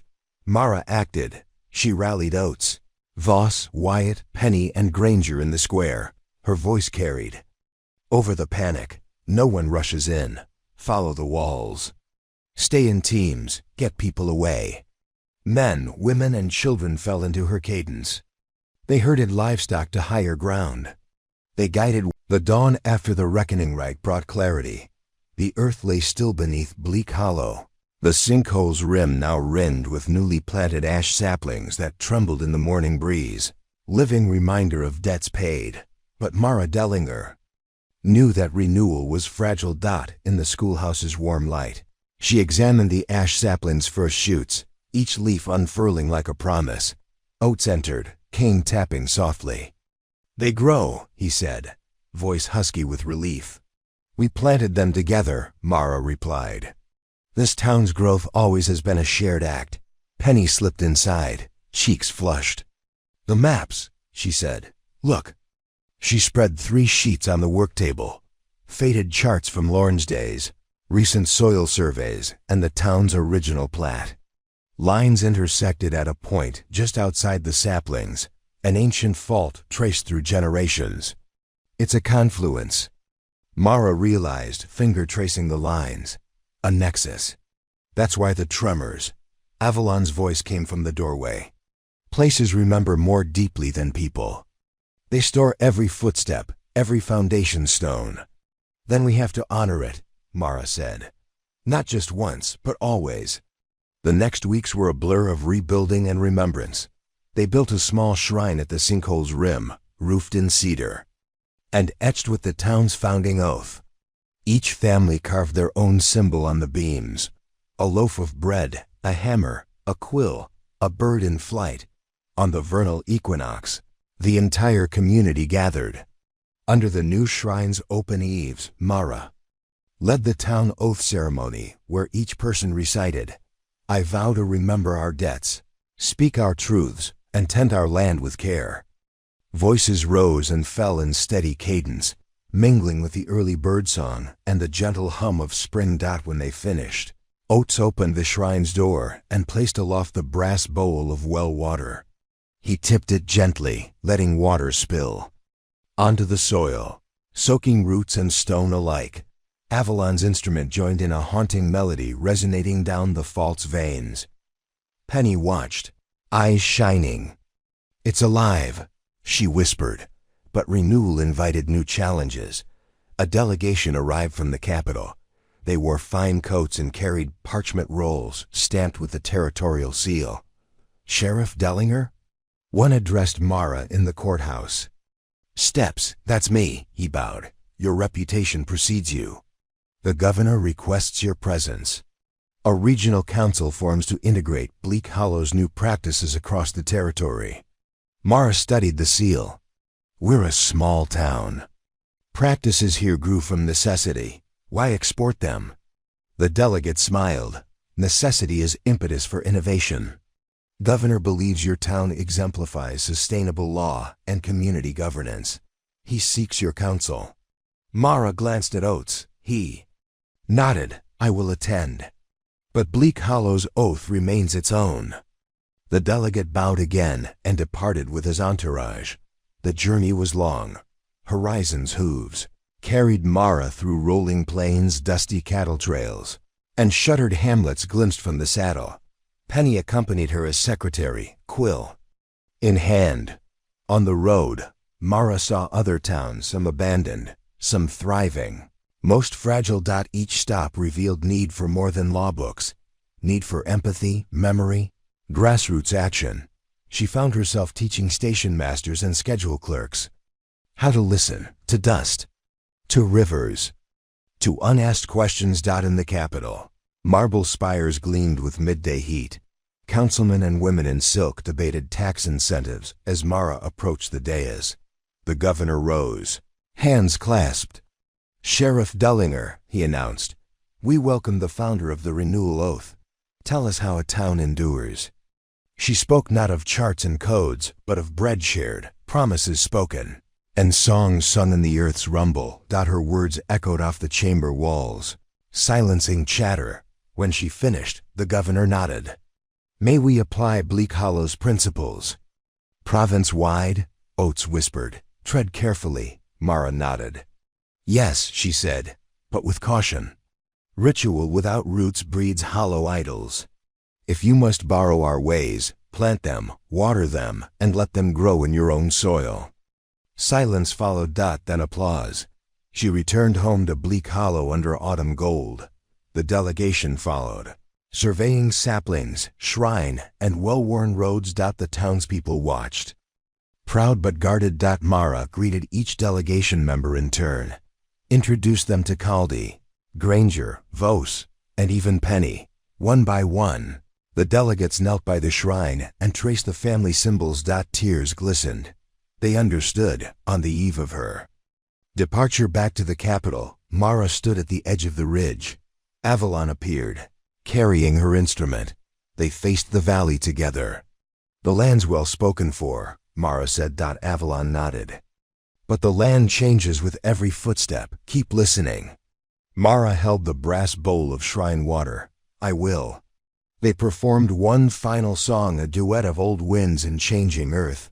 Notes soared down the fault line, through the saplings, over the well and into the heart of the town, echoed in every stone. In every word. In every promise. Mara's train pulled out at dawn. She watched Bleak Hollow recede, smoke from bakery, children at school, Oates tipping his hat, horizon's silhouette at the station. And Avalon's figure on the ridge, waving as the rails carried her away. The last view was the shrine, golden in sunrise. And in the land's beating heart, whispered, "Until we meet again." To be concluded in Part 20. By the next dawn, Bleak Hollow had grown so still that it felt as though the town held its breath, waiting for the final test.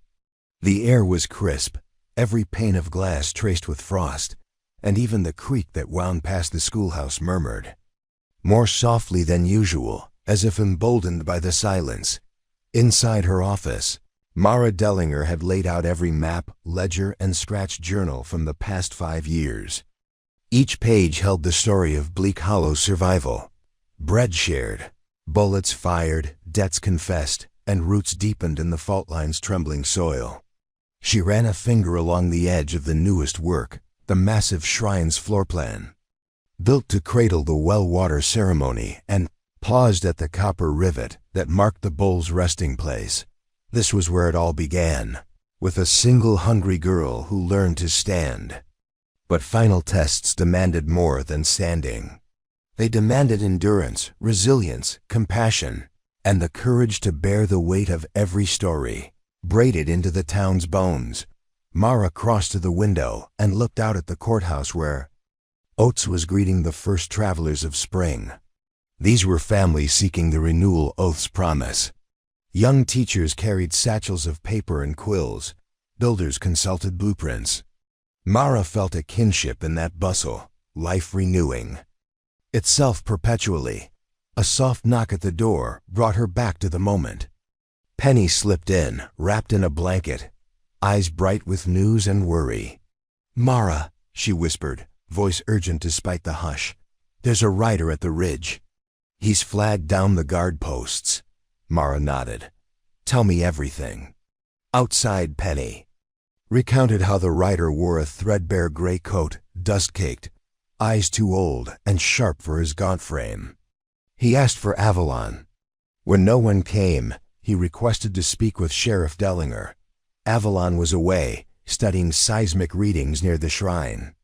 That meant only one person could answer the call. Mara tightened her coat. "Show me." Moments later, they rode out on Horizon and Ember, the 2 horses bred for endurance. The morning sun bathed the wet grass in golden light as they crossed the ridge access road. The rider waited just beyond the orchard, leaning on a wooden staff topped with intricate carvings. He looked up as they approached. His face was marked by lines of weather and hardship. "Sheriff Dellinger?" His voice was deep, weary. "You asked for Avalon," Mara said. "She's come," he replied, as Avalon stepped from the trees behind him. The surgeon's precision in her form, the way the rising sun caught her brass instrument's metal rings. Avalon greeted him with measured calm. "You come with a message?" He offered a small satchel. From him. Oates and Penny closed ranks behind Mara. Voss dismounted, hand poised near his rifle. The air crackled with tension. "Open it," Mara said. Avalon unbound the leather tie and poured its contents into her palm. a single shard of mirror. Not broken by force, only one clean edge that sliced the light. Its surface shimmered as if it held a vortex in miniature. Mara recognized the handwork, not the erasure mirror's random attacks, but a relic from the old Matthews gang, smuggled through Regic Blackwood's hidden network. The shard had once sealed the last prisoner's door in New Dawson. Its purpose was binding, connecting the captive to the cell. Avalon tested it against the light. It's keyed to the land's memory fault, not yours. She looked up. He wants to confine you to the past, trapped forever by every mistake. He, being who? Mara asked. The writer bowed. Emile Quenneville, the historian. Emile Quenneville had been a revered scholar before the war. He had collected every story of Bleak Hollow's founding in his labyrinthine journals until the day his manuscripts vanished, claimed by the Order, and never returned. No one had heard his name since. He returned to finish his masterpiece, the writer continued, to imprison the town in memory so it cannot move forward. He believes in preservation above all else, even if it kills growth. Mara's heart locked. Around that shard. He'll start with the lives he has documented, then with those he has not. Yes. The writer lowered his eyes. Back in the shrine, they formed their final plan. The mirror shard had to be neutralized. But breaking it risked unleashing its contained power. Avalon studied her instrument, murmuring an incantation of resonance and reflection. Oates suggested harnessing the new well water's purity to ground the shard's memory-binding ability. Penny volunteered to collect the water. I won't let him trap our future. You will have help, Mara said, placing a hand on Penny's shoulder. Wyatt and Granger each took a pail. The team moved in silence to the well, its wooden frame bearing the Vayung carved names of generations. Penny dipped the pail carefully. The water glowed slightly under the morning sun's caress. They carried it back across the frost-tipped grass to the shrine's central platform, where Avalon had arranged polished stones in a circle around the mirror shard. Avalon raised her instrument. Stand back, she intoned. This may not be gentle. A hush fell. Even the wind stilled as Avalon coaxed notes from the brass. A low, vibrating hum filled the shrine. The stones trembled. The mirror shard glowed at the center, pulling at the notes as if inhabiting a different frequency. Mara whispered, "Now!" She tipped the first pail. Pure water cascaded over the shard, steam hissing as it met the glowing edges. The hum grew into a howl, the instrument's voice amplified by the water's resonance. The shard twitched and quivered, no longer reflective, but absorbing the notes, the water, the memory of every debt confessed. Then, with a final echoing crack, the shard split along multiple veins. Each fragment shimmered, dissolved into the well-water basin, and vanished in a puff of silvery mist. Instrument fell silent. The stones rested. The shrine held its breath. They stepped away from the circle. No tremor, no echo. Just peace. Mara looked at the basin. The water still rippled faintly, as though memories had passed through its depths. All of it, she said. Every inked word, every binding spell. Gone. Avalon nodded solemnly. The historian cannot rewrite what cannot be bound. Mara said, and the town stands. She turned to Penny. We'll write our next stories together. Penny's smile broke the last frost in the air. The final piece fell in place when Mara led the spring festival in the new courtyard. Music filled the square. Children wove ribbons around the maypole. Vos taught them the old harvest dance. Even the horses paraded past. Bells jing. Mara watched from the courthouse steps, sun-bright and wind-softened. Oates joined her, cane in hand. We did it, he said. Not we, the town did it. Children ran past, laughter pealing like bells. An orchestra struck up the renewal hymn, the very song Avalon had first played by the sinkhole's edge. The notes carried on the breeze over the ridge, across the fault. into the fertile fields beyond. Mara closed her eyes and breathed deep. In that moment, she was not a legend, not a sheriff, not even the girl who'd once been too hungry to stand. She was a storyteller, woven into every note, every ribbon, every leaf and rivet. And as the festival lights lit asterisk the dusk, her voice joined the chorus, soft but certain. This is our story, and so long as we remember together, we will never be erased. The crowd cheered, and Penny ran to her side. Mara lifted the girl into her arms. The wind carried that moment up to the ridge, mingling with Avalon's final flourish on her instrument. And in the heart of the valley, under the glowing lanterns, Bleak Hollow's legacy was complete. 2 more great stories are next. Don't miss them. Subscribe and turn on notifications.